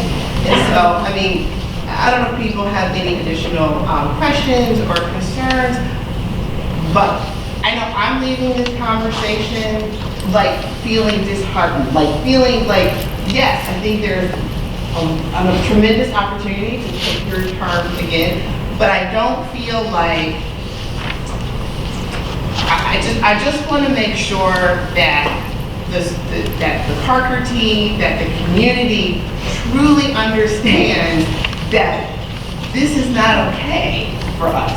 Like, these numbers are not okay. We have to see growth, improvement across the board in all of our students, and we are willing to support that, whatever it looks like, but that this is not okay, and that the alarms are going off, and we can't be the only people that's hearing it. And I'm not saying that there aren't teachers at Parker who don't feel that, because I do know that there are, but this is just, it's not okay, and we need for people to understand that the board's not okay. I would agree. But again, we didn't trip into this situation. I don't think we can trip out of it. No. So, but one more, right? So it took 4 months to get us this data that we shared with everyone last week. The challenge of expecting a full 90-degree turn for a cruise ship in that amount of time without having a chance to work adequately with the people who are in the classroom would be grossly inappropriate. So I have every idea of how we should move forward. It doesn't matter though, because I can't teach reading and I can't teach math. So we have to bring our administrators and our classroom teachers and our FDA and all these groups along in an effective way. The first way that we're going to do that is what's prescribed by the state with the quality framework. And that'll take us through a methodical and deliberate process. I was very clear about the urgency of this data. It's unacceptable. It cannot continue. But I also have been around long enough to know that me saying that I'm angry about it is not going to change it. We have to get in there and change experiences for kids. We have to change experiences for adults. And the way to do that is collaboratively attack this. The things that we can change, we're just going to do no matter what we change. Right? But for the other things that we can't, we have to go through the process. We'll come back to you on special education. We'll come back to you on all these different pieces. Can't talk about the lead indicators. We'll bring those things back. Right. Yeah. Also, the urgency, actually, this is not what raised on the urgency. The sense of urgency was long before this data came out. Yeah, so I think I'm not doing my job because we didn't feel that in us. Oh, because we felt that urgency since we brought those school improvement plans, since we reviewed that spring math data, since we, spent time on professional development plans and all these different things, right? As we wrestle about, PLC time, we had a conversation with Joe Mama at the FDA. We're talking about PLC time, right? It's important for teachers to work together. We also give up one full week of instruction to do that. One full week. It's 40 hours, right? It's a long-standing practice. So as we have these conversations about how we want to move forward, changes we want to make, we have to be very, certainly not afraid to break a few eggs to make the omelet. But we also want to make sure that where we're making changes, we're not removing value from the experiences that we provide for children. Right? So the urgency has been there. We can try to demonstrate that more. But the PARCC data didn't deliver the urgency, but it has revealed it. Yes. So and I think, Carolyn, we have a question, a comment. When you were just commenting, you made a statement about the data just being released, and so it's grossly inappropriate to assume that you can go in and make changes based on this and, see some vast improvements in 90 days. So my comment about the urgency was not brought on by this I'm getting tired. Directly relates to that statement. And so there's always been a sense of urgency, and perhaps the board has not expressed that. Maybe we have failed in expressing how urgent we think that this matter is, because it's not this data. And so the expectation isn't that this data is now released in 90 days, we should see improvement. I think that what this data does for me is reinforce the fact that I actually don't think that we were being very clear and articulate a year ago when we were having data conversations, and 2 years ago when we were having data conversations about how do we move the needle. So it's not about we move it in 90 days, it's about have we put a plan in place, regardless of this, that will move the needle in the way that we've been trying to see it move for the past years. And I would say no. We have a strategic plan without action plan. We have a strategic plan that isn't done. We have a plan to review that going into next year, but truly that should guide our work. That should be the vehicle of urgency, and that should be the vehicle of across this line we will not pass, because these are the commitments that we're making to kids, adults, and community.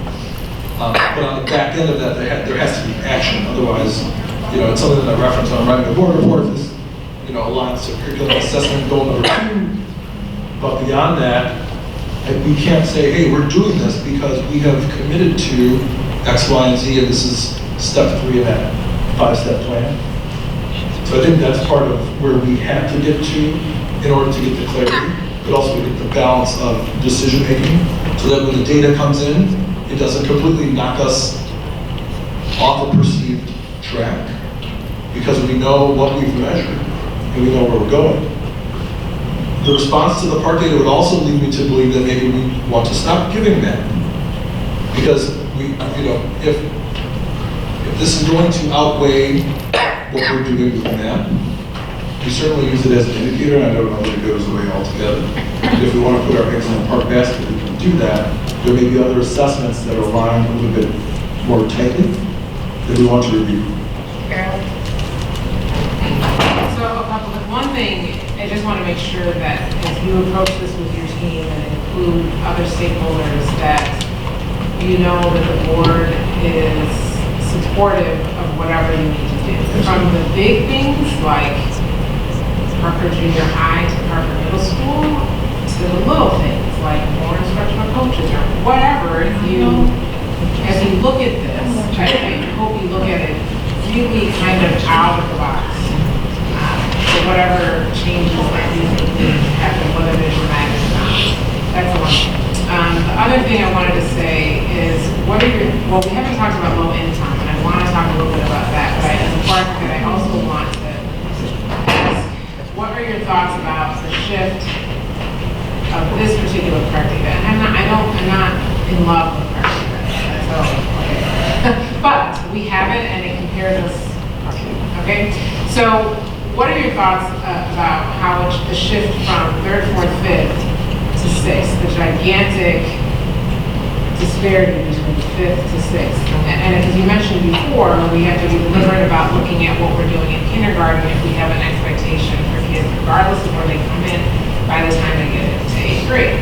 But something is happening to our own kids with us as they move, as they matriculate from 5th to 6th. And I really want to know what your thoughts are about that, but I also want a deep dive into what is happening when they leave one place and go to And ISAC data said the exact same thing. And again, that's a big question. What's happening in 6th grade? Well, if you remember, we talked about our spring math data. After we test our 5th graders, for example, spring math assessment, there's a number of kids who we're definitely going to be accelerated in that. Typically, we give them the 6+ math assessment, right? And these are kids who scored off the charts on the 5th grade math test. They take the 6th grade test, and then they drop to 10 points, 12 points, 15 points, just automatically. And that's worth repeating, because a student in 5th grade who scored off the charts on the T5 math test, right? But they take the 6+, you're talking about the 5th Took graders the that take 6+, right? in 5th grade. A week later, they dropped to 12 points through no other fault of their own, other than they took a different test. But when they take, so that doesn't account for what happens when they take it a year later as 6th graders. So I get the 5th graders that take the 5th grade test And then they take the 6+ test Right. a couple But of but later. the point that I'm trying to make is, it's an adaptive test. Yeah. And so it should scale with the kid. So we have a student who's ready for geometry, and pre-algebra 2, who takes a test that same week, and their overall score drops 10 or 15 points. That's an assessment issue, right? So then, the normal kid who does fine on the 5th grade math test gets into the 6+ and the different expectations, and then the alignments. So I think we have to see, we can actually look at that content and what's being assessed, for sure. But just know that we see the drop in 6th grade scores 3 days after a kid is taking a 5th grade test. Right, so there is an issue there. So we can reach out to Matt to get further clarity. Why doesn't, so the problem, my counter to that has always been the national norm math scores don't show the drop. I can tell you, I can only tell you about the kids who are sitting in front of us. I know, but it doesn't explain, we see the same, we're seeing the same thing in part. So this is the ELA version, if you look at the math version, you'll see that, yeah, 6th grade. But I guarantee you that what you're seeing is a real thing, I get that. But it doesn't answer the question why other schools aren't seeing it. So, Here's maybe a good question. Are there other schools where this does occur? And can you look at 1 or 2 common elements they have that might be that maybe, Well, and I don't know. And if you're trying, part of this study, for lack of a better word, that you'll be doing now at Parker, if you're trying to figure this out, it's important to figure out why, a group of kids are high performers in 5th grade, and half of them are not once they get to 6th grade. So, some of it could be the test, but I suspect it's not. Something is dramatically different. And in this case, the party I'm looking at, they were increasing from 3rd to 4th to 5th. So it's worth looking at the chasm between 5th and 6th in the event that it's something that we're doing on our own that we can fix. And I think this data would show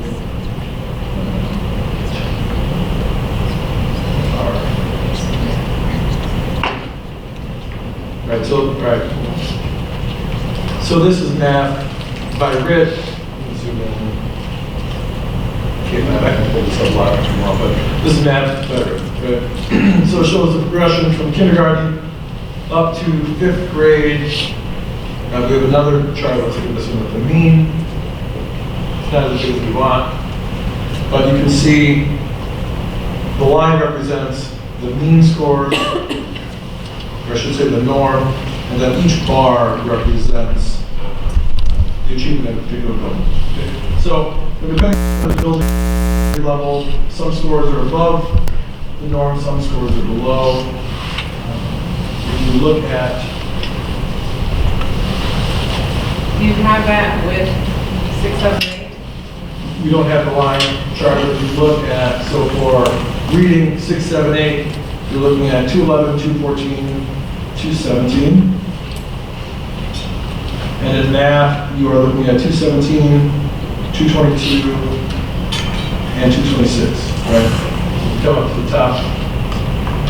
This is math. Oh, that's 6, 8. Right. So 217, 222, 226. Again, those are the fall norms. So right now, we are 1 point in 6th grade, 2 points in 7th grade, and 3 points in 8th grade above the fall norms. To Cam's point, averages rob us, right?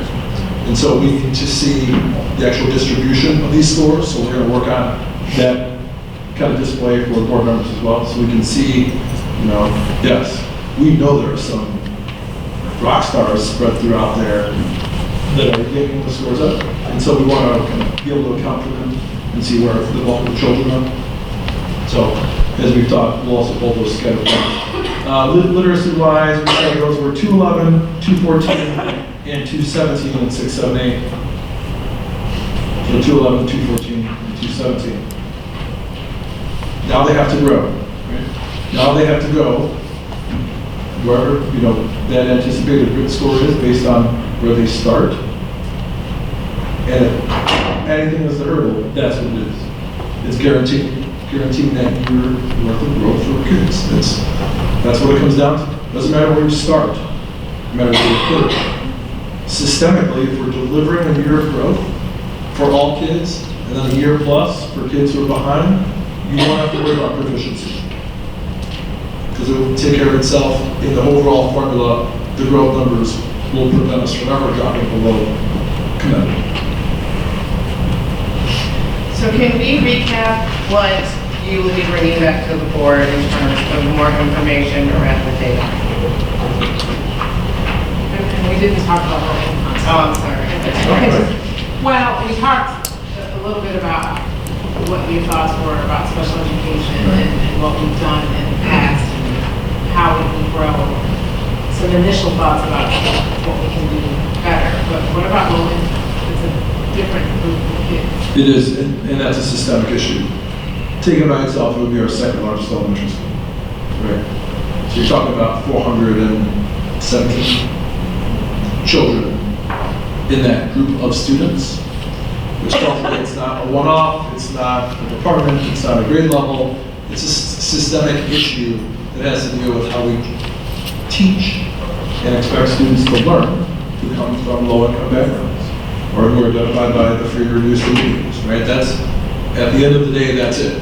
So, to me, this is the tougher one because this is a large building-wide issue that has to be addressed. I think we have to talk about cultural competency. I think we have to talk about the role that finances play in a child's life and what that means for learning experiences and how we need to mitigate that as a district. I think there are a number of things that we have to look at because it's such a large group that it's not just a sliver of a group.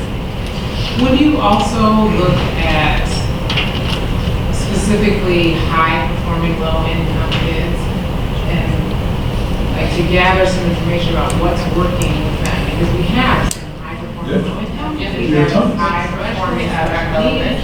So I'm wondering if we can also look there to see if there are any consistencies. Is it just the kids and what the parents are doing, or is it specific teachers, or what is it that might, that you could find a cohort of high-performing low-income, high-performing students with special needs?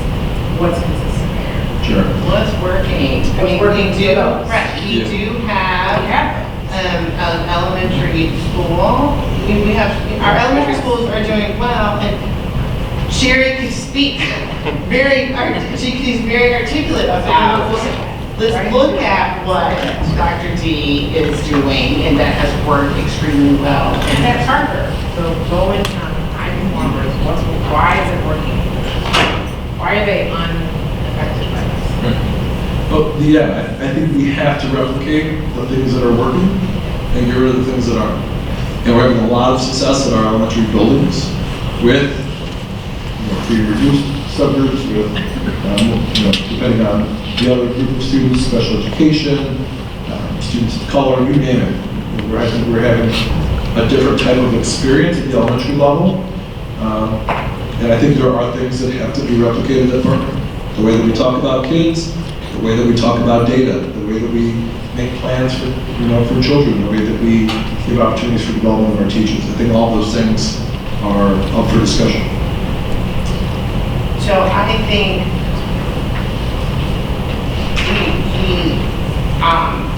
we have a habit of having conversations like this and talking a lot about what has to happen. And so we need to now have some sort of way of knowing how and when these things are happening through the school year. Well, let's go through it, because we have a number of... Would it make sense, Dr. Smith, would it make sense to, if we're really focusing on, how is low income, how is, kids with an IEP, how are kids with an IEP,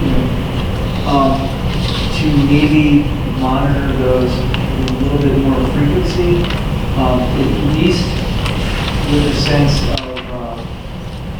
understanding the feedback really well. What are the indicators that, things aren't going well? Or what are the indicators that you will be looking at? Well, right, I mean, that's the answer. So that we Again, know that's that exactly my their question. improvement is happening. What do we want to see? I can say that my students that I work with in English really struggle with identifying specific evidence. They can talk about what people have said, but they can't talk about the exact things they said. So I've been able to really, hone in on that, and now they're improving, they're doing a lot better. There's like these, core things out there in different disciplines that, I can monitor that. So I think one question, might be, again, I'm not doing this here, is where exactly are they having trouble? So if you're looking at the subgroups, with PARC,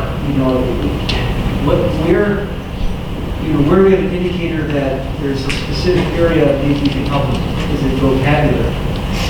Is it, they can't, they're missing some strategies in there. I just, it's unusual, it seems, that you do really well as a group, and then, yes, I've talked about suddenly falling this canyon, called middle school, and you have to climb your way back up before you get to high school. So, what's the bridge that goes from 4th grade to 8th grade? And how can we kind of like, what do we want to see the kids do? And certainly with groups that seem to be struggling, how can we monitor that with fidelity to say, okay, they seem to be doing well, we need more instructional tools. They need more support in class so they can do well. What modifications or accommodations can we put in place that maybe we're missing? To the point of Atkinson is that, and I'm still very excited about this foreign language program. Well, maybe in this year that we're rolling this out, maybe we didn't think of the physical classroom environment would be the same as if we had a really excited Spanish teacher in there who turned the place into a foreign country through posters and decorations and linguistic experiences. So that, I think that's great feedback. But do we have people that can look into that? And again, Are these classroom being observed? I'm just asking the question. I'm not trying to lead to this, but sure. But it's, you have to, you have to assume.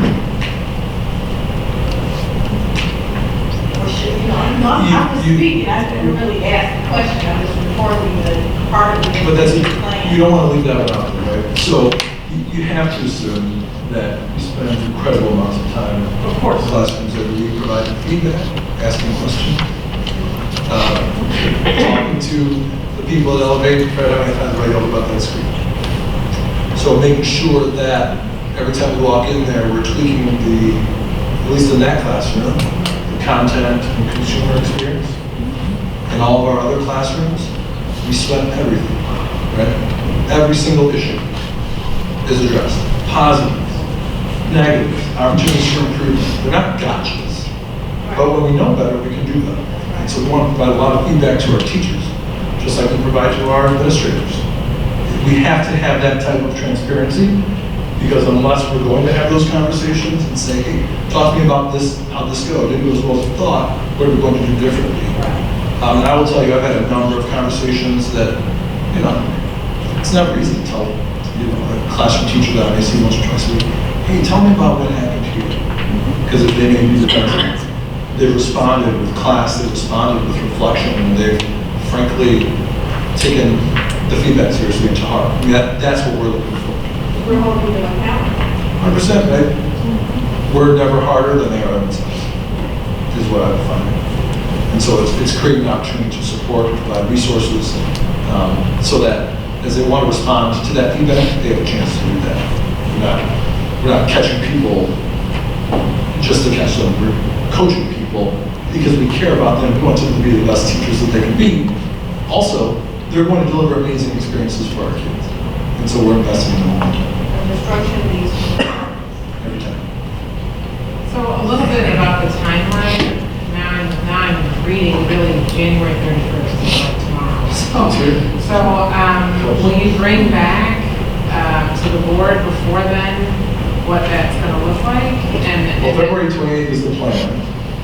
The assessment is January 31st. That's the working through The rubric and the document with the questions and citing your evidence and all those But that, things. you have to submit that, because it says it's due January. January 31st. Okay, and will we be able to see that? Oh, 100%. Okay, and then will the $15,000 budget, will that be included with the final work plan, or is that something that you just do internally? No, I would think so, but it will probably cost more. Okay. Because again, like I said, that low income issue, that is a major systemic problem. That's not a sliver of a group of students. And like I said, it's almost as big as our largest elementary school. So we could use that money as an opportunity to take a hard look at what we're doing. We have to press on that pedal. Let's call that one the tier 1 pedal. Also, been in close contact, just at another meeting, with a recently retired District 161 administrator, who's interested in taking a look at how we deliver our intervention services, because I think that's the other piece. As we're determining what kids need, we have to want to do that the right way, make sure we get kids in intervention. We have to make sure that they're delivered with fidelity. This person has a lot of experience doing it. So we have to press on a lot of different pedals. To Michelle's point, we have to make changes to our school improvement plans and our department improvement plans in ways that are going to bring changes. So we're going to talk about leading indicators that will come back. We'll talk about special education accommodations, our goals, our spectrum of services. We will take a look at the data drops and see if we can develop some hypotheses, bring those back. We'll specifically talk about the areas that we're going to revise our school improvement plans and our department improvement plans. We'll look at our students who are high performing in all of our different subjects. Let's find out what's working, whether you're pre-introduced, whether you're not, whether you're special education, not, etc. Where our highest performing students who are having success in the face of, our district experience. Why is that? And let's see if we can normalize it over those pieces. And then what items we want to replicate at Parker from the elementary school, and which items we want to move from top to bottom as well. Other pieces specifically that I missed that you want us to bring back at our next meeting? For me, I want to know more about the mobility rate. I want to know if we have some numbers on that in terms of, I know what I'm seeing, but is that part of this puzzle, especially with IEP?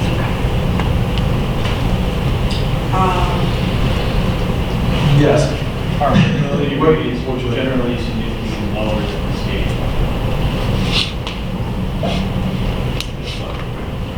It is very unlikely to be a significant. I think it does, but to Ken's point, it is lower than the state. It has an effect, but that's what we need to figure out. We need to start coding all of the years. We're going to start in Skyward adding not only the date of entry for all of our students. That way, if we want to pull a cohort, we can find out when the kids have started, but also if we wanted a full system cohort, who started kindergarten, who left in fifth, 6, 8, K8, we can do that as well. So I'm trying to control that. And I want to go back and maybe we talked about this a little bit with that chronic absenteeism rate. I mean, I think we need to get a handle on that because that may be part of this puzzle as well. For sure. Absolutely. Is there anything else? I would ask you guys to look at whether something occurred on the department. It's split math and DLA. Absolutely.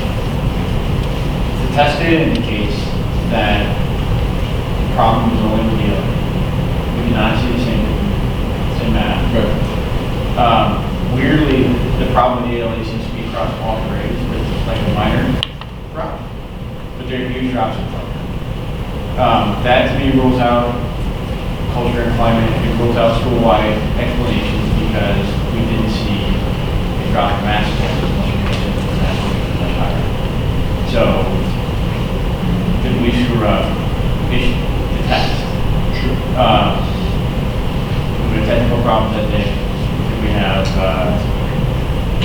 or did the other, I'm speculating, the teachers just phoned in, so the curriculum coming next year, and they say, great, we don't, when we crashed and burned on ELA for some reason, and I don't think a school-wide, it shouldn't be a mystery, we should know the answer.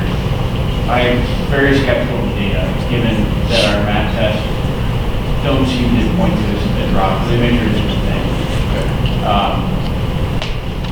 I do agree that, I'm happy to hear that the board as a whole wants to treat this as urgency. I agree, but not just because of these particular department goals.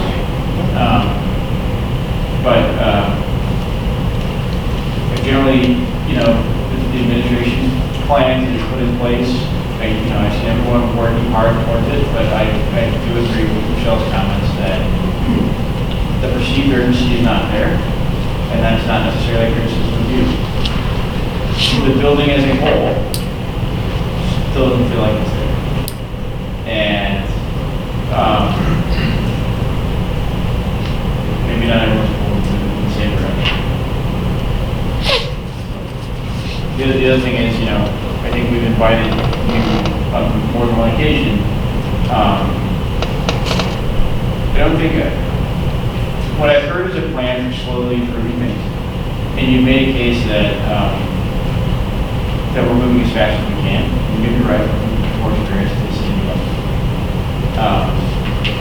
but we're all asking you to consider how to speed things up. One thing we haven't really addressed is,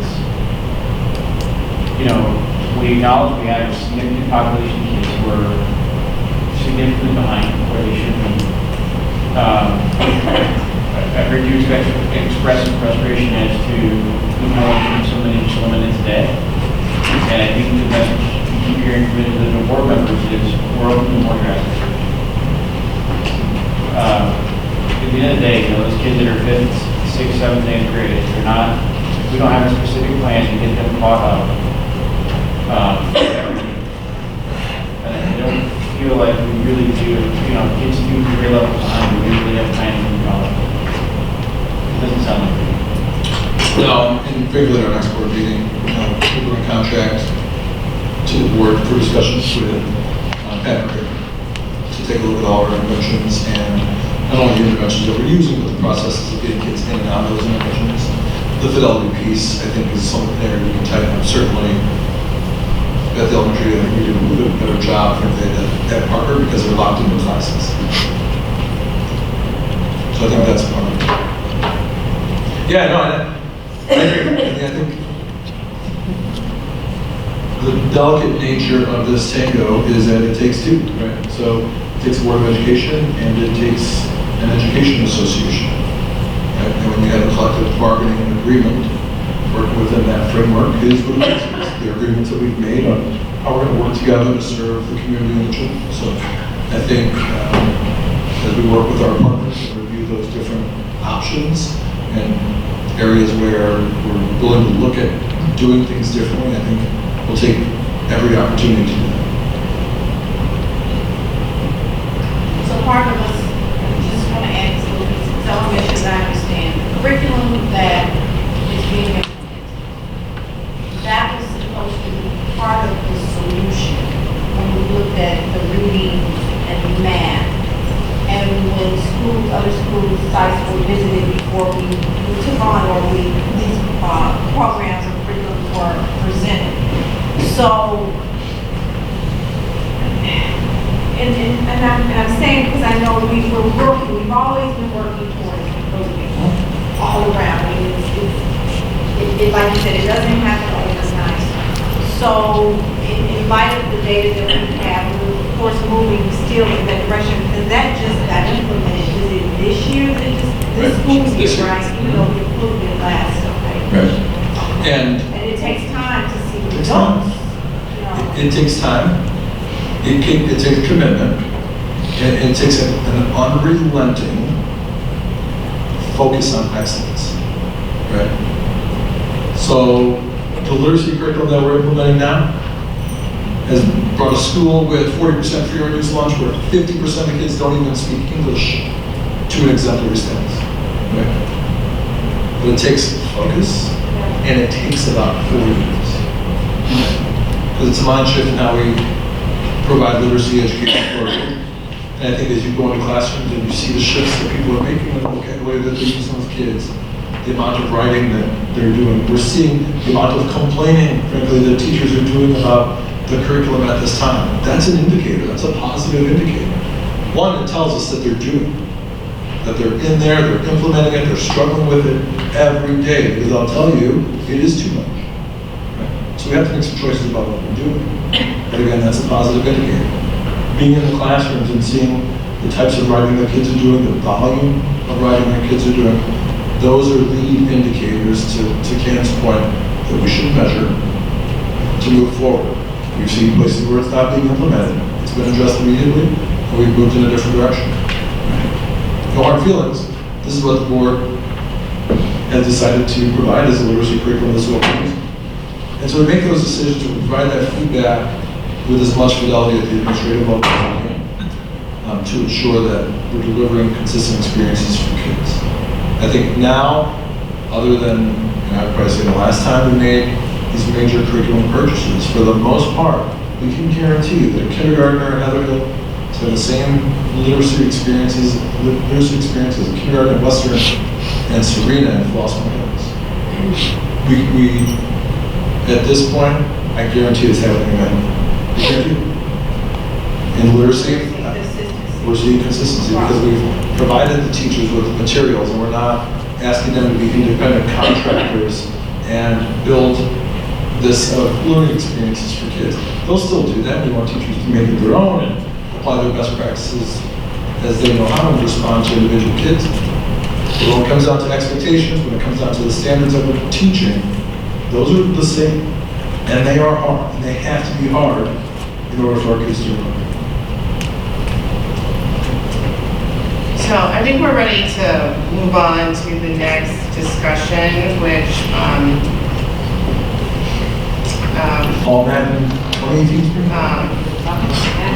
we didn't talk, I'm sorry, we did talk a little bit about it. I mean, so do people have specific, any additional questions? I mean, we did kind of hold it in bold.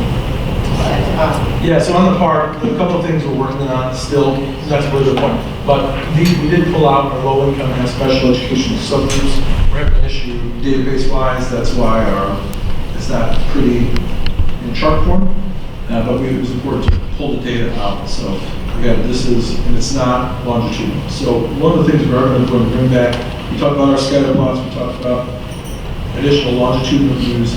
We'll bring all of those pieces back to the board on November 26th for the next And I did have a question. I'm just asking for clarification in case I misread something and I'm maybe missing something up. Is PARC not going away and being replaced by the Illinois School Readiness Assessment? Is that, have you heard of PARC that? is going with it. It is. But the new company that's delivering PARC has to deliver PARC in its generally the same format. Now, moving forward, what you'll find is in a request for proposal, you have to get the PARC data back within a week. That's huge. I mean, that alone changes the experience, and we can take it and we can do something with it, right? If we get the data 4 months later, there's nothing we can do. So at the very least, being able to have the academic data in the same academic year that we're giving the assessment will be huge for us because it will cause instant reflection and we can get groups of teachers and administrators together to review what got us to this point, what strategies we need to build on, what programs we need to change. So yes, it's it's a different vendor. Park will look the same though this year, and then next year I think it'll notice a difference.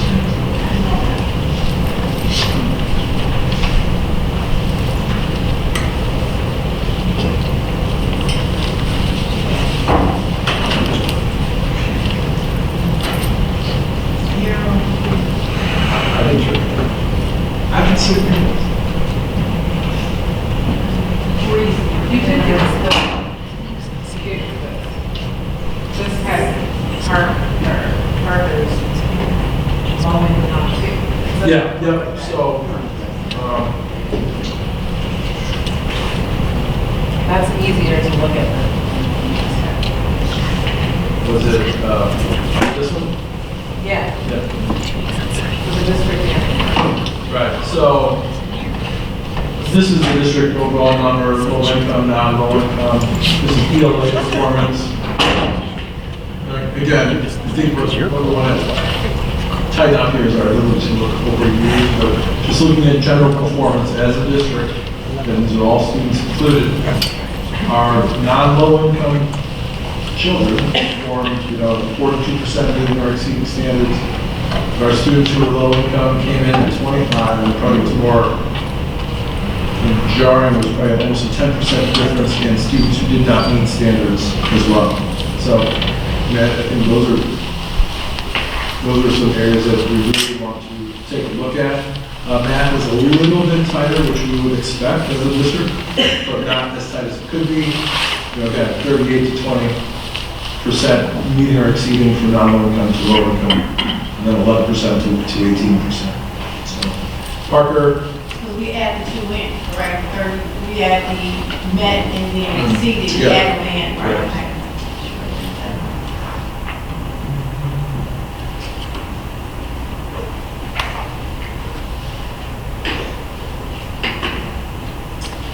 We'll pull the low income and sped by year. We'll probably have to spread that out over a couple of reports. But we'll bring that. I had that on my list for longitudinal data.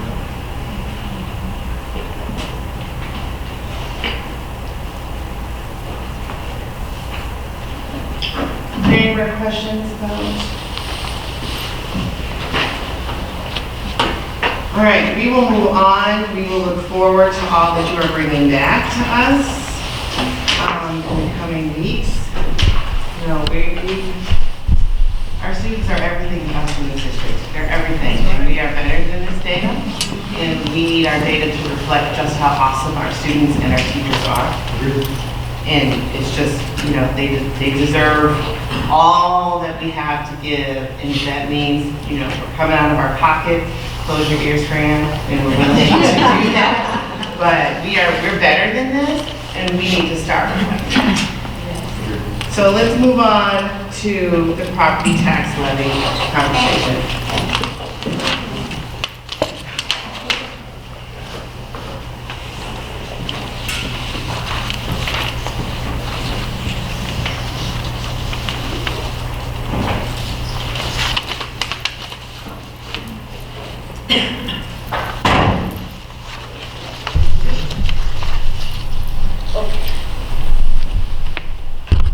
So in the past, we've done tax levy with the nuts and bolts and kind of walk through it. This time, we're going to take it, since everybody's already heard that multiple times.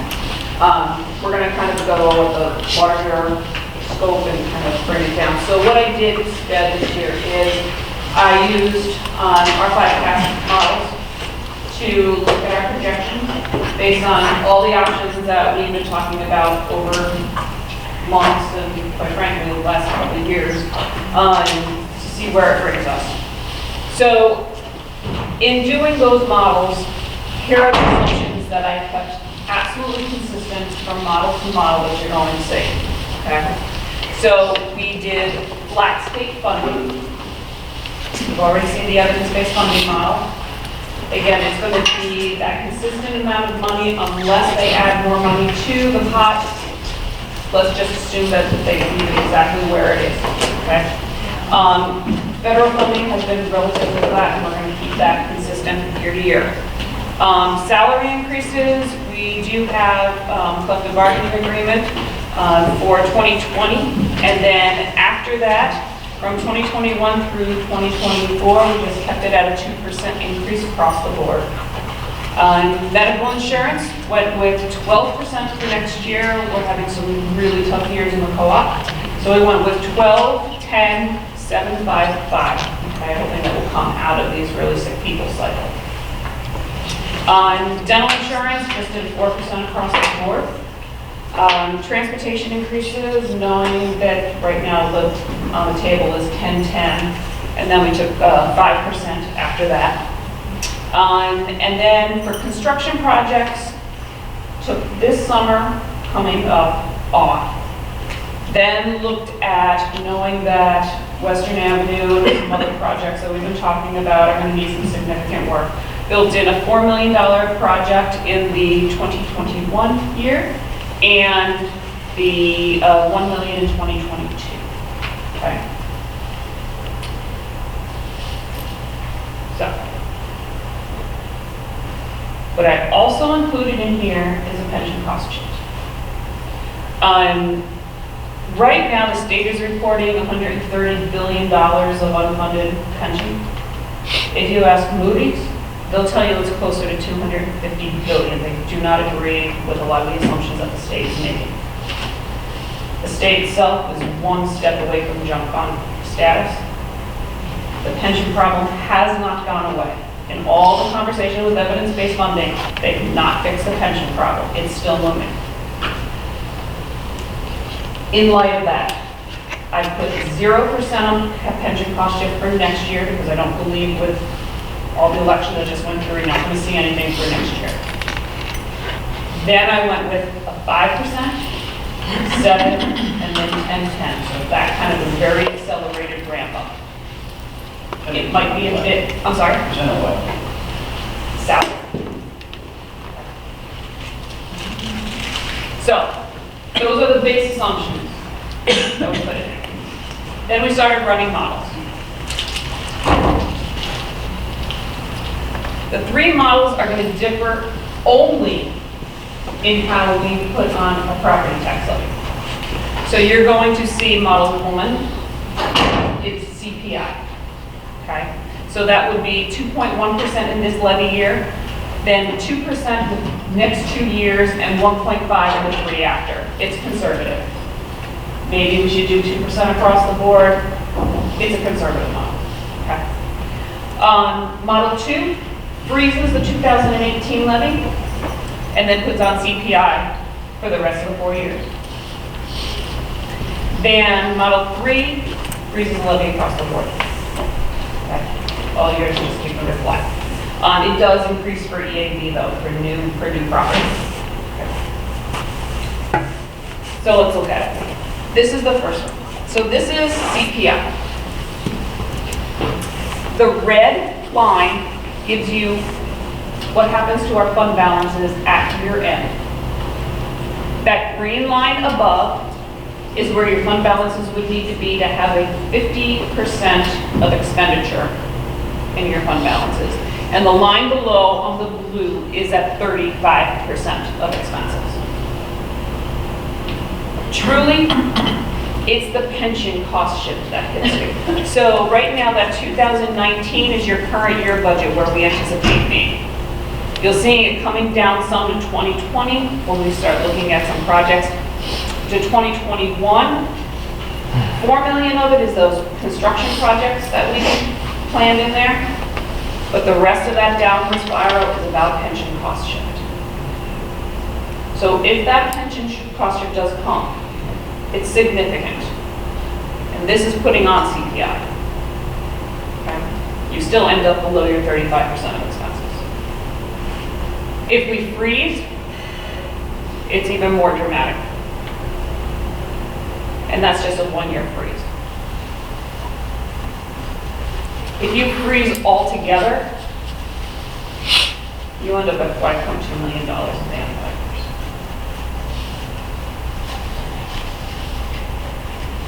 So just out of curiosity, can you go back to the first one? So just out of curiosity, if we took out the pension shift, Yep.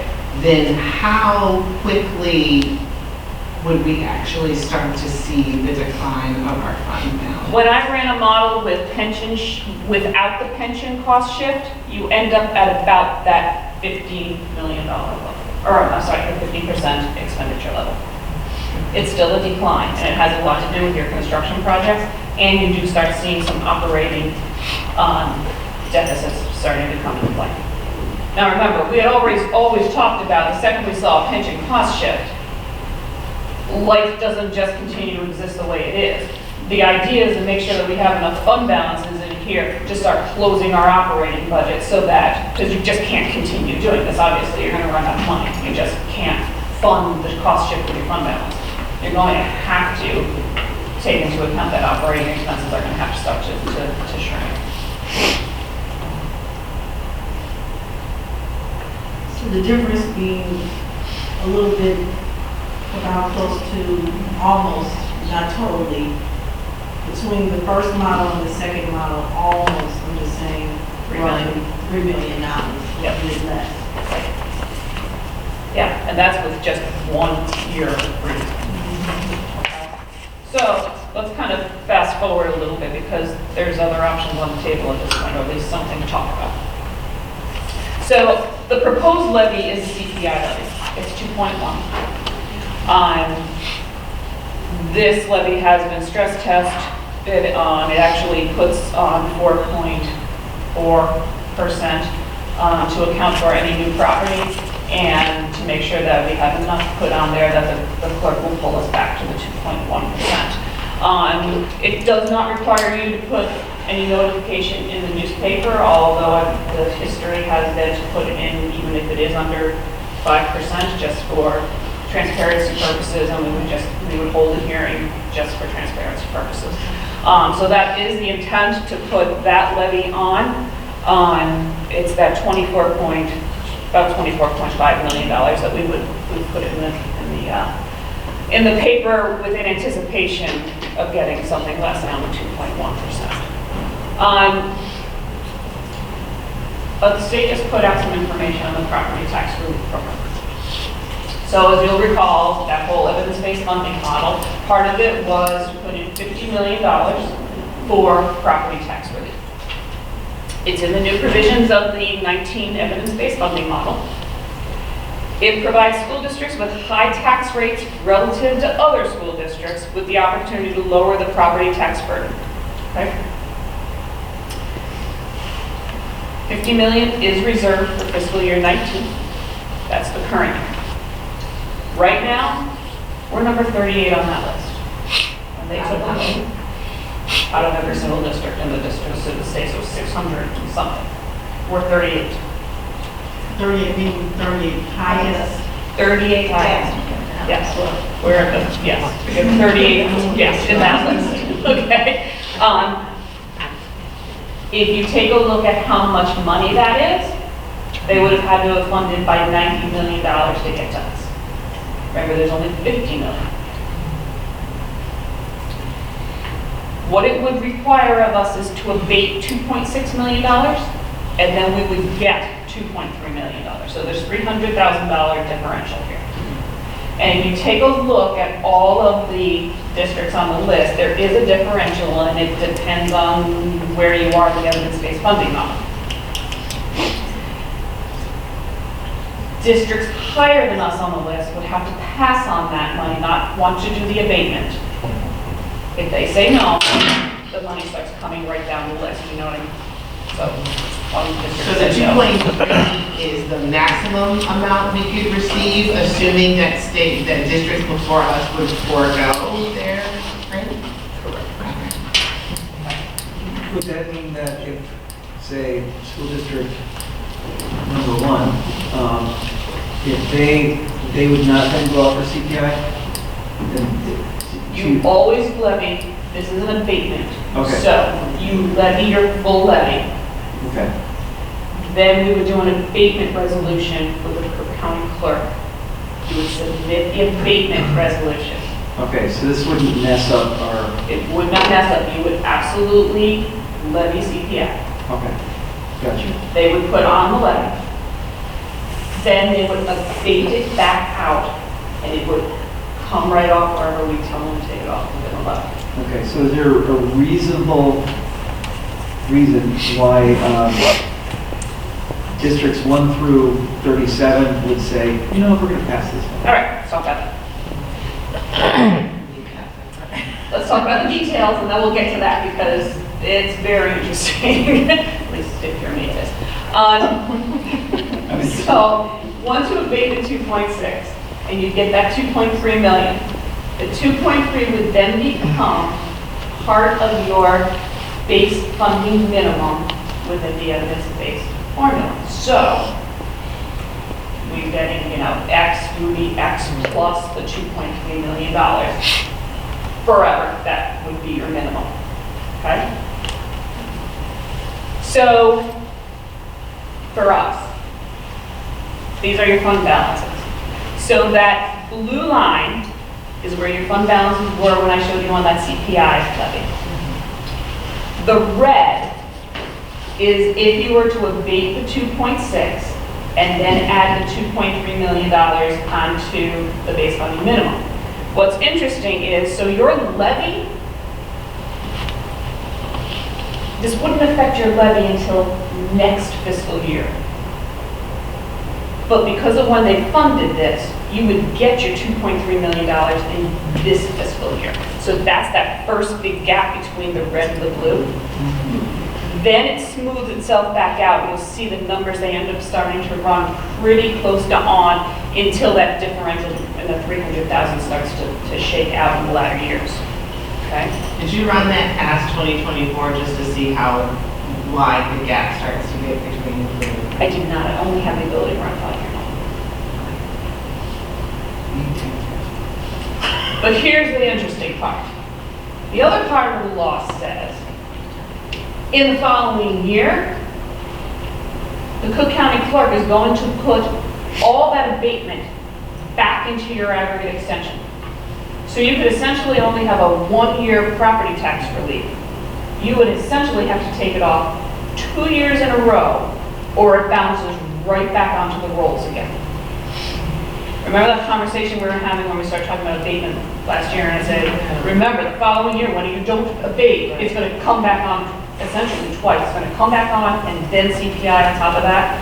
That's exactly what this law allows to happen. Okay? I don't know if that was the intent. That wasn't my understanding of what the intent was. But you can. Okay? So, ironically, so I ran that model too.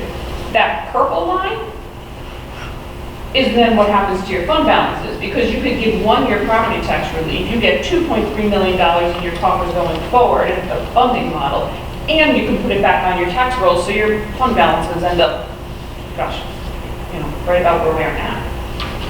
Don't believe that was its intent, but that's what you can do. So now let's talk about what Steve was asking. What would be a district's incentive to not take this?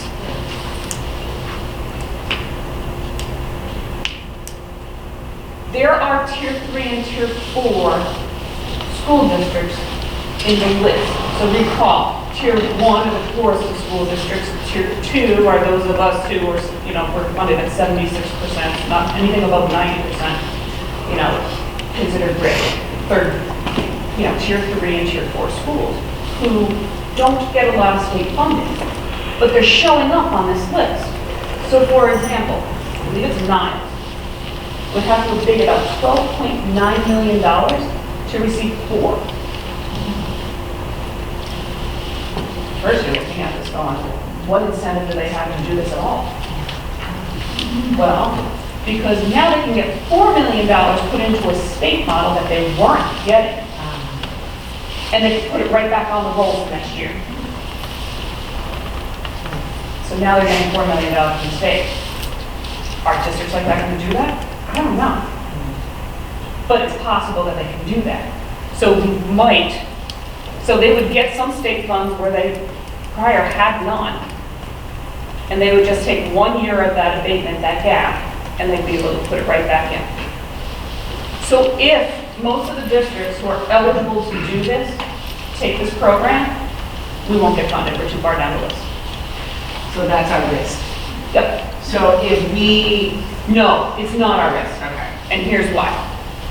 So if they don't, if the majority of them don't go, the money will push down and we could get the funding. So here's how this works.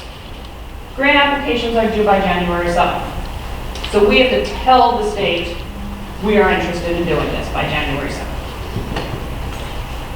By January 31st, they'll let us know how many of the above decide they're going to take it, whether we are or not. So you levy exactly the way you would normally, okay? Assuming nothing. We put in for it, if we get it, great, we get it. And if we don't, life goes on the way it always has. If we do make it down that list, then we have to file an abatement resolution with the county clerk by March 31st, and then it'll go on with the abatement. Okay? And then we can get the grants. They're saying right now, they're May 20th, they would give us the 2.3 million.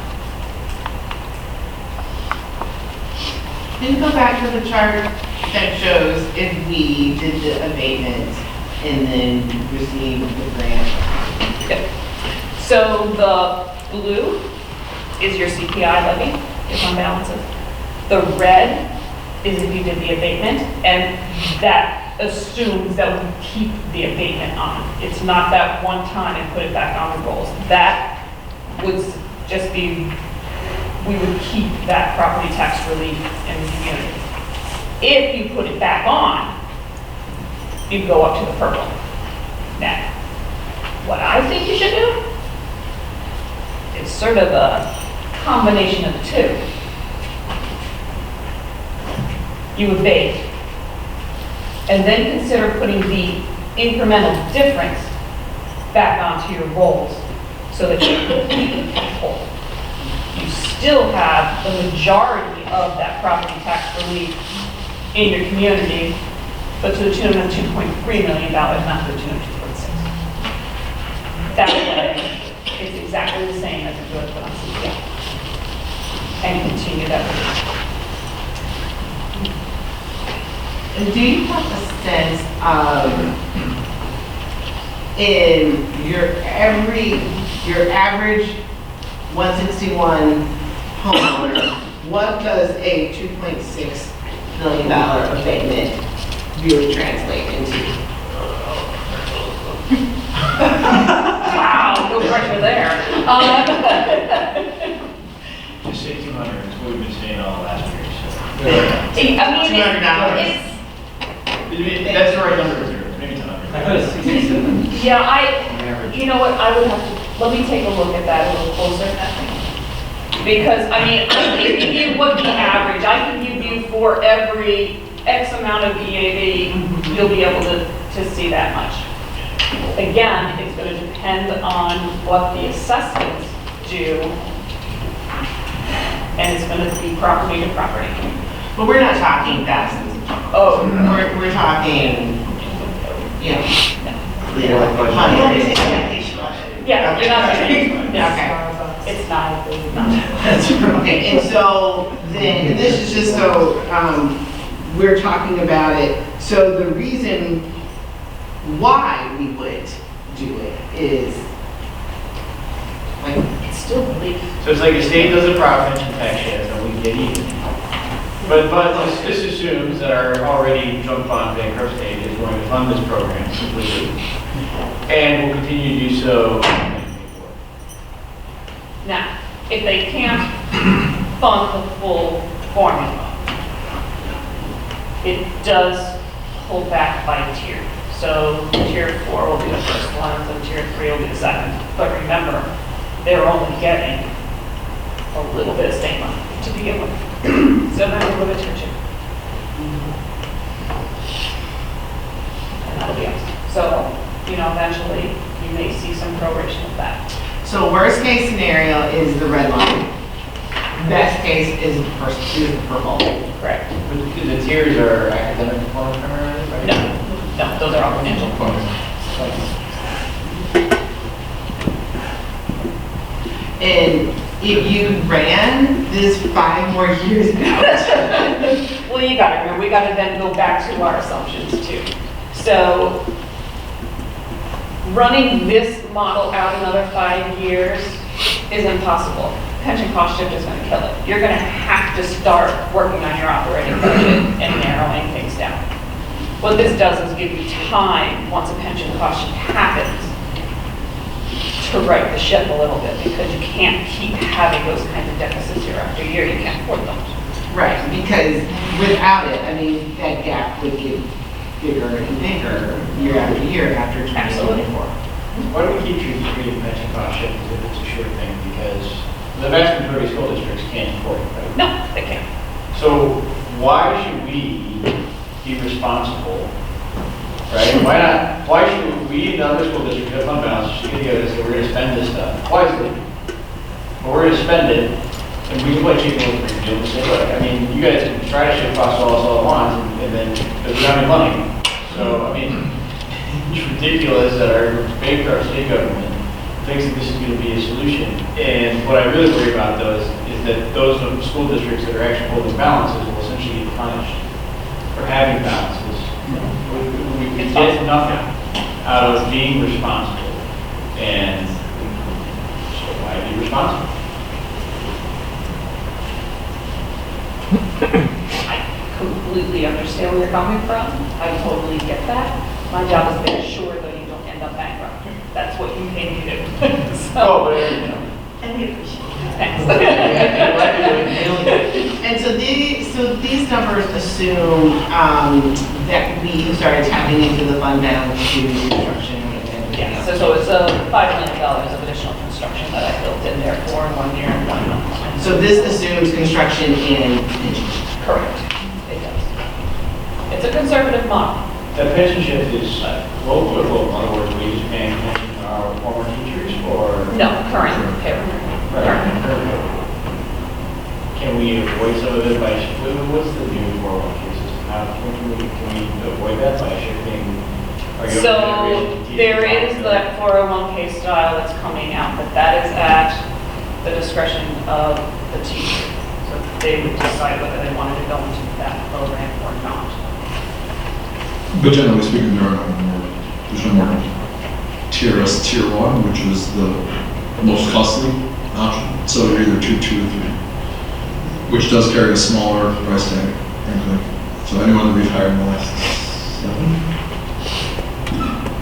or 8 years Yeah, is out of Tier 1, so automatically that reduces the cost. that's the good news. The bad news is we're waiting for the lawsuit against, to be filed by Tier 2, because Tier 2 are actually paying more than what the benefits were. So as soon as that first Tier 2 person goes to retire, there'll be a lawsuit. So remind the board again what you need from us today. Need you to approve tentatively a 2.1 that they're going to put on 2.1 CPI. That's what I'm looking forward with. We've already seen the budget documents are already complete. We'll put the notification in the newspaper, and then you'll have a property, the public hearing and adoption December 10th. And then do we also need to decide on? And I would also ask that you decide to make application to the state for the property tax relief. Should it drop down to us. Well, it's good we don't have to commit to it until we know that we actually get funds. Now, that's not my understanding. My understanding is if you make application, you're saying you're going to do it. So regardless of whether or not funds will shift down to us. Well, No. no, because if the funds aren't there, it doesn't happen. Right, So, so I the mean- January, that first January deadline, that's our intent to, That if it gets to us, we will take it. and then the second January date, they will tell us. They will tell us whether or not we need to apply for the abatement or not. Okay, I so, don't know that anything is legally binding at that point. It's that resolution of abatement that's binding. But the intent is that if you tell them that you're going to do it, and it gets down to us, you're going to.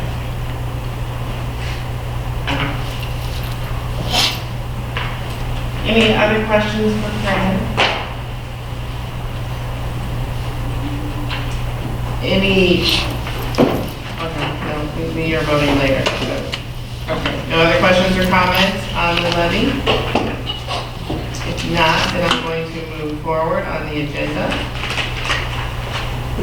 Okay.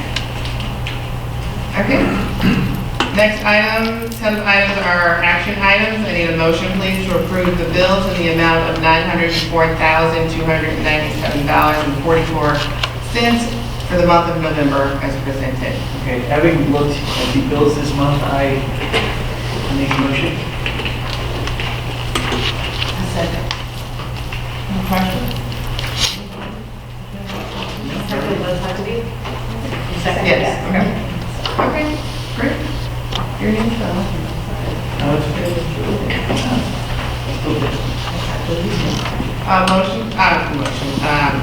roll call, please.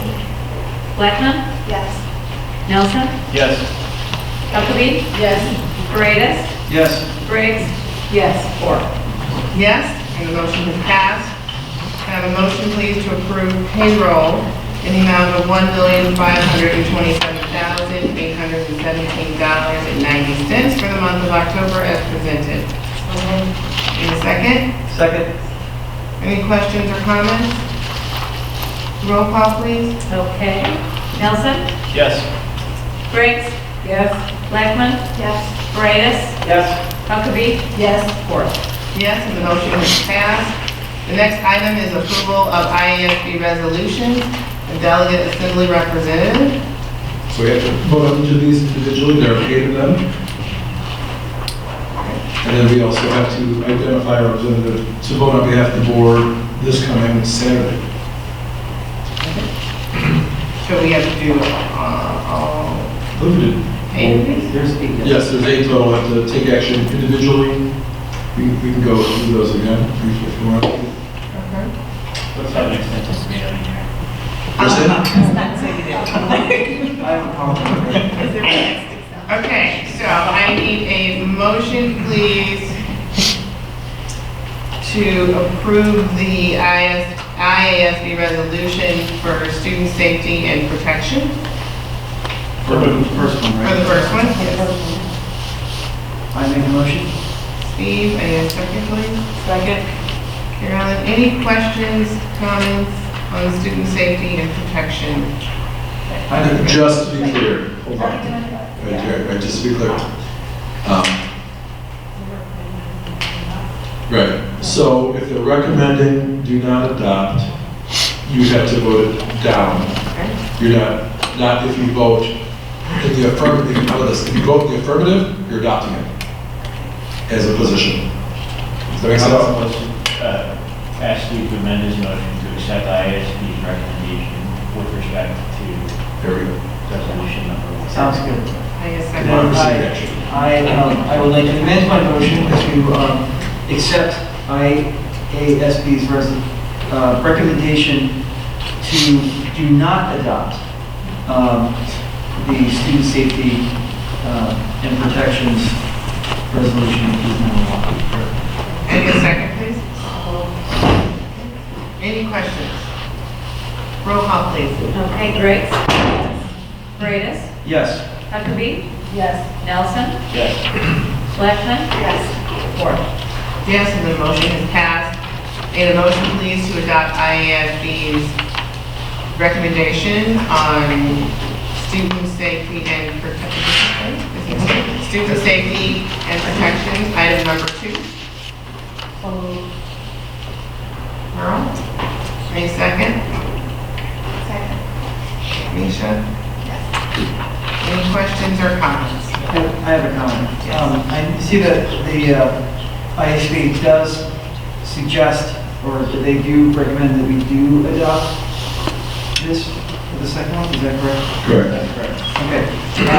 I categorically reject this as a terrible idea. And I say this as a teacher, that if you want armed people in your school to perform in an armed job of security, that the teachers are perhaps the worst choice, followed closely by administrators or anyone else who is not specifically trained in that specific role. And that includes someone who just happened to be in the Marines, a guy which fit that description, would be my last choice to be in the School of Arms, given a variety of reasons. But the rationale behind this is, okay, so there's some schools that are 20 minutes away from some sort of help they can get from law enforcement. Rural areas. In rural areas, which, I feel for, but I think the solution is you need to move the mini station to the school where they're closer. It is not to arm teachers that is not their role, that is not their function. I come from a law enforcement family where there's lots of stories where people had a gun and it was not part of their function.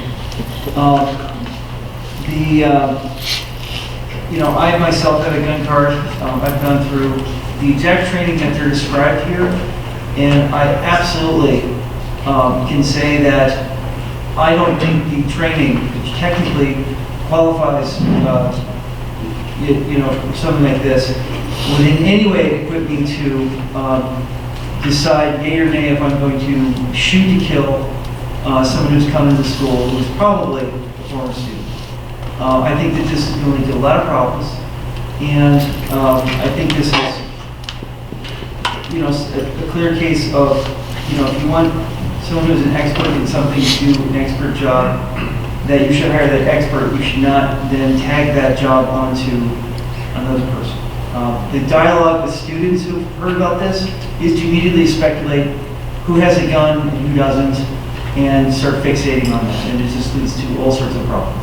So I think this is, in my opinion, as a teacher who's worked in the Juvenile Detention Center for Cook County with people who have murdered lots of people, and worked in residential treatment, and been around these discussions most of my life. This is a terrible idea. I would strongly discourage anyone on the board who is supporting it. So, for the record, the resolution is not to encourage, it's simply, first of all, every year, rural school districts propose a resolution like this. Sure. And the resolution is not to permit teachers to use guns in schools. It is to enable those school districts, if they so choose, and if they have a staff member who is interested, to adopt their own procedures. The resolution is not related to specific training. I agree with you. The CCW training, 88 past that. So, almost 88. So, but the resolution is not about endorsing a position of whether teachers have it in schools. And I suspect you could probably count the number of teachers that are interested and have the appropriate training, experience, decision-making factors across the state. You probably got less than that. However, the purpose of the resolution is to enable those school districts that want to come into this and have the appropriate personnel to make their own decisions. Because as of right now, state law says that they can't, which seems silly. So I seriously doubt that very many school districts in anywhere in the state of Illinois will take up the opportunity to do this, but I also see no reason why the state of Illinois or anyone on this board should be standing in their school and let them make their own decisions. They don't live in an environment where the police station is 300 yards away from their junior high. So, a little bit. I see your point, but when I thought about that, it's and this is something that is one of the reasons why the ISB supports this, is that you should have more local control. I think this is something that really should be a decision that the state makes on this, as the state is it's their responsibility. But they will. The ISB is just going to allow you to stay. Well, right, of course. And this is not a case of, we vote for this, well, it's definitely going to happen. And by the way, when we're in the current election, I think the chances of this happening, just kind of Yeah, I mean, I agree. I just think that, just in terms of our function here, I think that this is a terrible idea. I think that this is, yes, I think that in terms of instruction, in terms of our jobs as teachers, in terms of our jobs as educators, absolutely, there should be local input, local control, and we should address the specific needs of our students.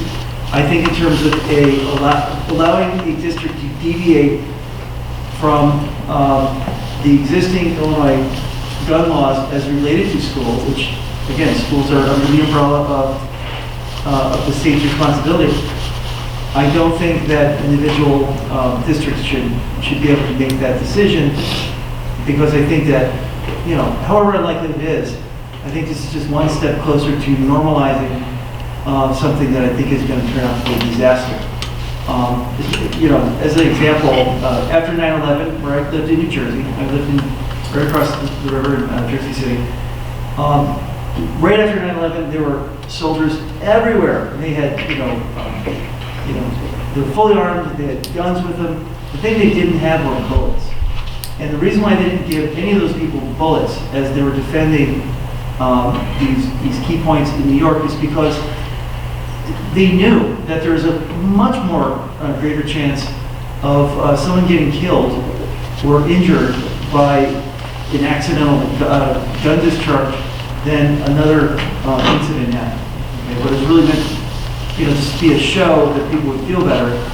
I think that the moment you bring a firearm into a school and you are not trained specifically to make that decision, and you know, I've talked to my police, my family about this. I've talked to police officers at Bloom High School where I work, who all agree, no, do not arm teachers for any reason. If you need police there, then get funding so you can get some sort of mini station or something where you can have a closer responder. Because the truth is, it's the other part of this is that it's not the greatest risk in a school for a gunshot wound for a student is a student that brings in a gun and tries to blow their own brains out.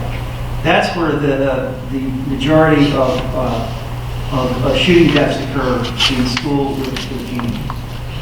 That requires an entirely different support network than an armed teacher who's going to go think they're John Wayne and defend the school, for which they are vastly not qualified for. I don't care, you know, what their competence level is. And again, I think that this is just one step closer to normalizing something that would eventually turn into a disaster. That's my point of view. Yes. Carolyn, you had a comment or question? Okay. Any other questions or comments? Do we need to any point of clarity in this? Because I'm hearing both of you, and I went back to reread it because it was a minute when I first got it, did read it. And I'm kind of hearing a little bit of both of what you're saying, but at the same time,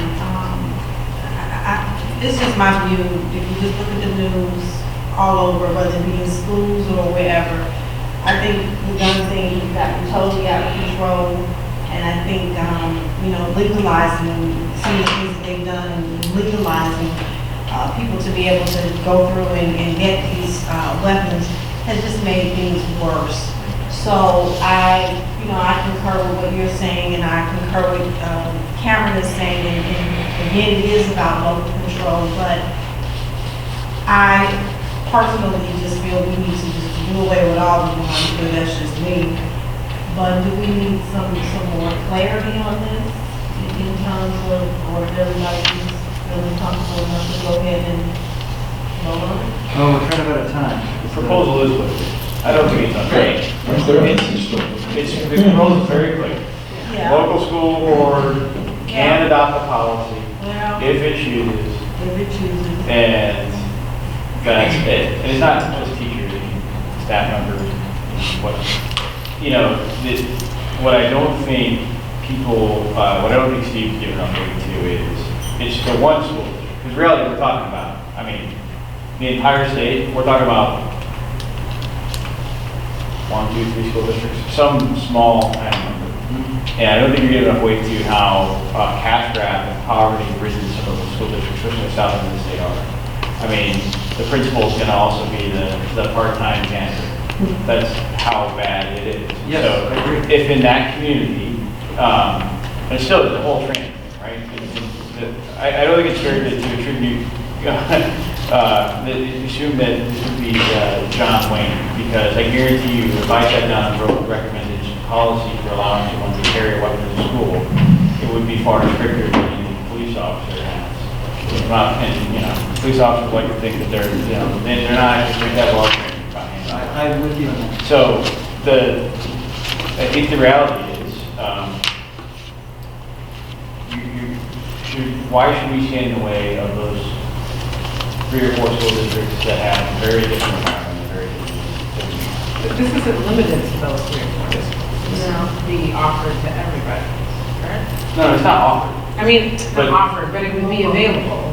It would allow for not just those. Just reach out. So imagine if Dana came to this board and said, I've got some employees who want to carry guns to school. What would we say?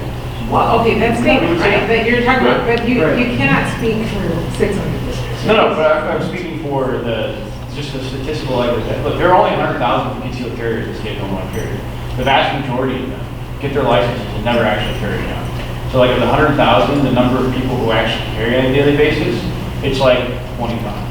And you spread those people around the state, and it's just, this is what my point, is the number of people who are interested. By the way, that group doesn't overlap real well with teachers, right? And so, number of people you're gonna have in the state who are gonna go to their school, a superintendent, say I'm a teacher or a staff member, and I want to carry a gun in school, and I want permission to do that, I'm telling you, it's 5 people. It may be 5, but that's 5. As far as I'm concerned, that's 5 too many. I understand your point, absolutely. And educationally speaking, I'm absolutely for local control. In terms of power of life and death for somebody who walks into your school, no. Okay, so I think we're ready to vote. But I just want to clarify something.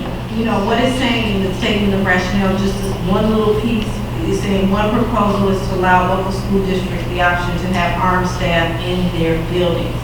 So that's what they're putting as a statement of rationale. So I just want to put that out there. If we're ready to vote, that's Okay, so just to clarify, the motion is, It's whatever, it's a motion, make a motion to do. It sounds like you were all over. well, I think So somebody- Motion's already been made. The recommendation is they that, recommend that you adopt. yeah, motion is to accept the recommendation for, so if you're against, you say no. If you're for, you say yes. we do this every year. I know, it's always. Right, they're not on it like that. Oh, no.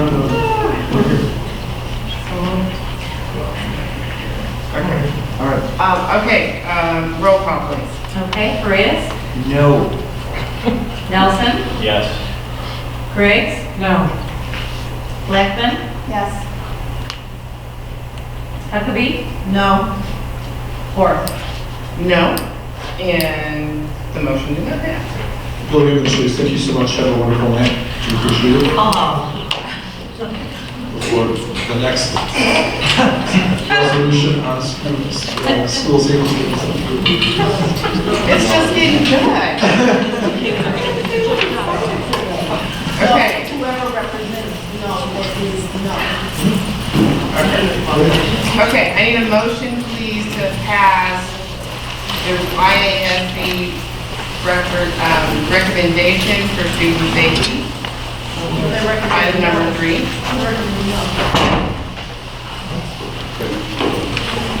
Carol, I need a second, please. So consent, their recommendation.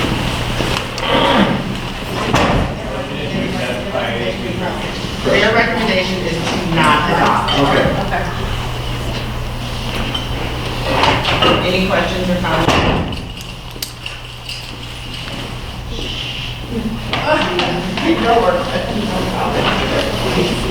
Roll call, please. Nelson? Yes. Blackman? Yes. Huckabee.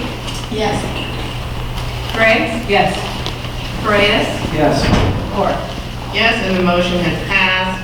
I need a recommendation, please, to approve item number 4, energy savings funding and borrowing. So moved. Second. They recommend to adopt. Merle and Carolyn, any questions?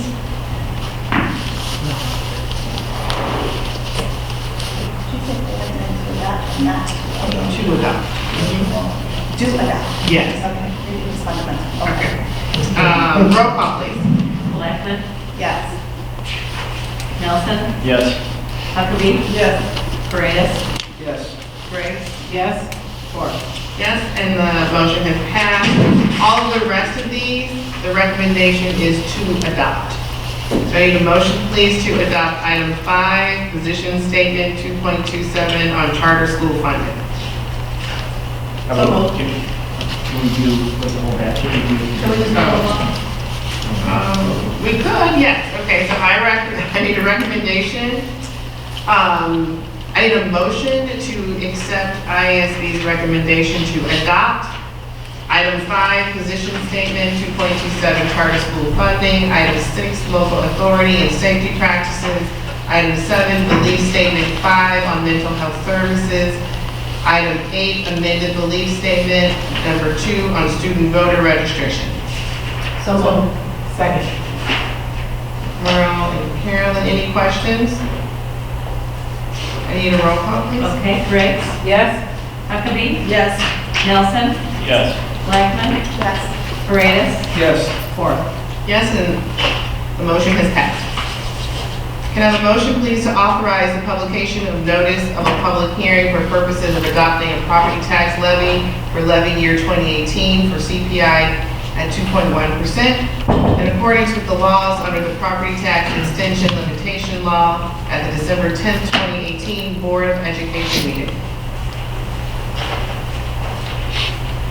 So moved. Carolyn, I need a second. Second. Merle, any discussion? Oh, see? No, I knew. I'm moving it. So is the action, I want to clarify this, is the action on this just so it can be published? Or are we tentatively? You're adopting it 7 minutes.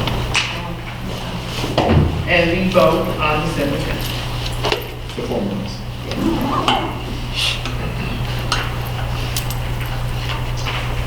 There is not a recommendation now to adopt to do the grant. We'll bring that to you. Yeah, we'll bring that back. Okay. Any other questions? Roll call, please. Huckabee. No. Nelson. Yes. Blackman. Yes. Paredes. Yes. Briggs. Yes. Ford. Yes, and the motion has passed.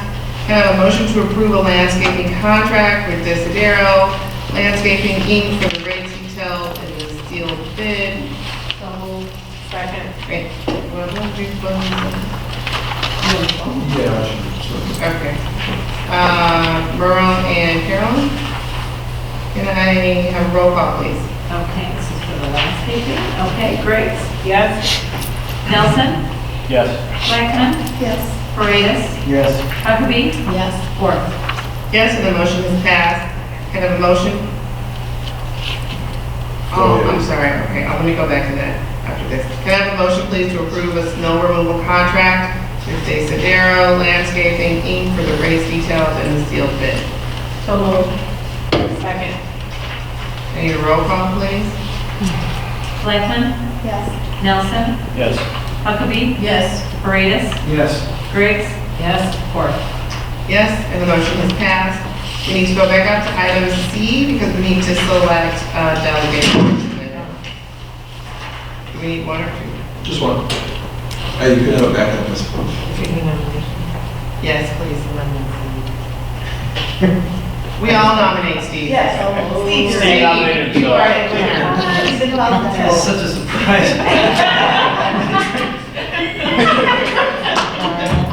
Call for a drink. It's so good. First the master's pin. Look, it only gets better from here on out. Okay, can I have a motion, please, to approve the rate of $25 per hour and to hire a staff member to conduct residency investigations on behalf of the Board of Ed. Can we hold on that? Sure.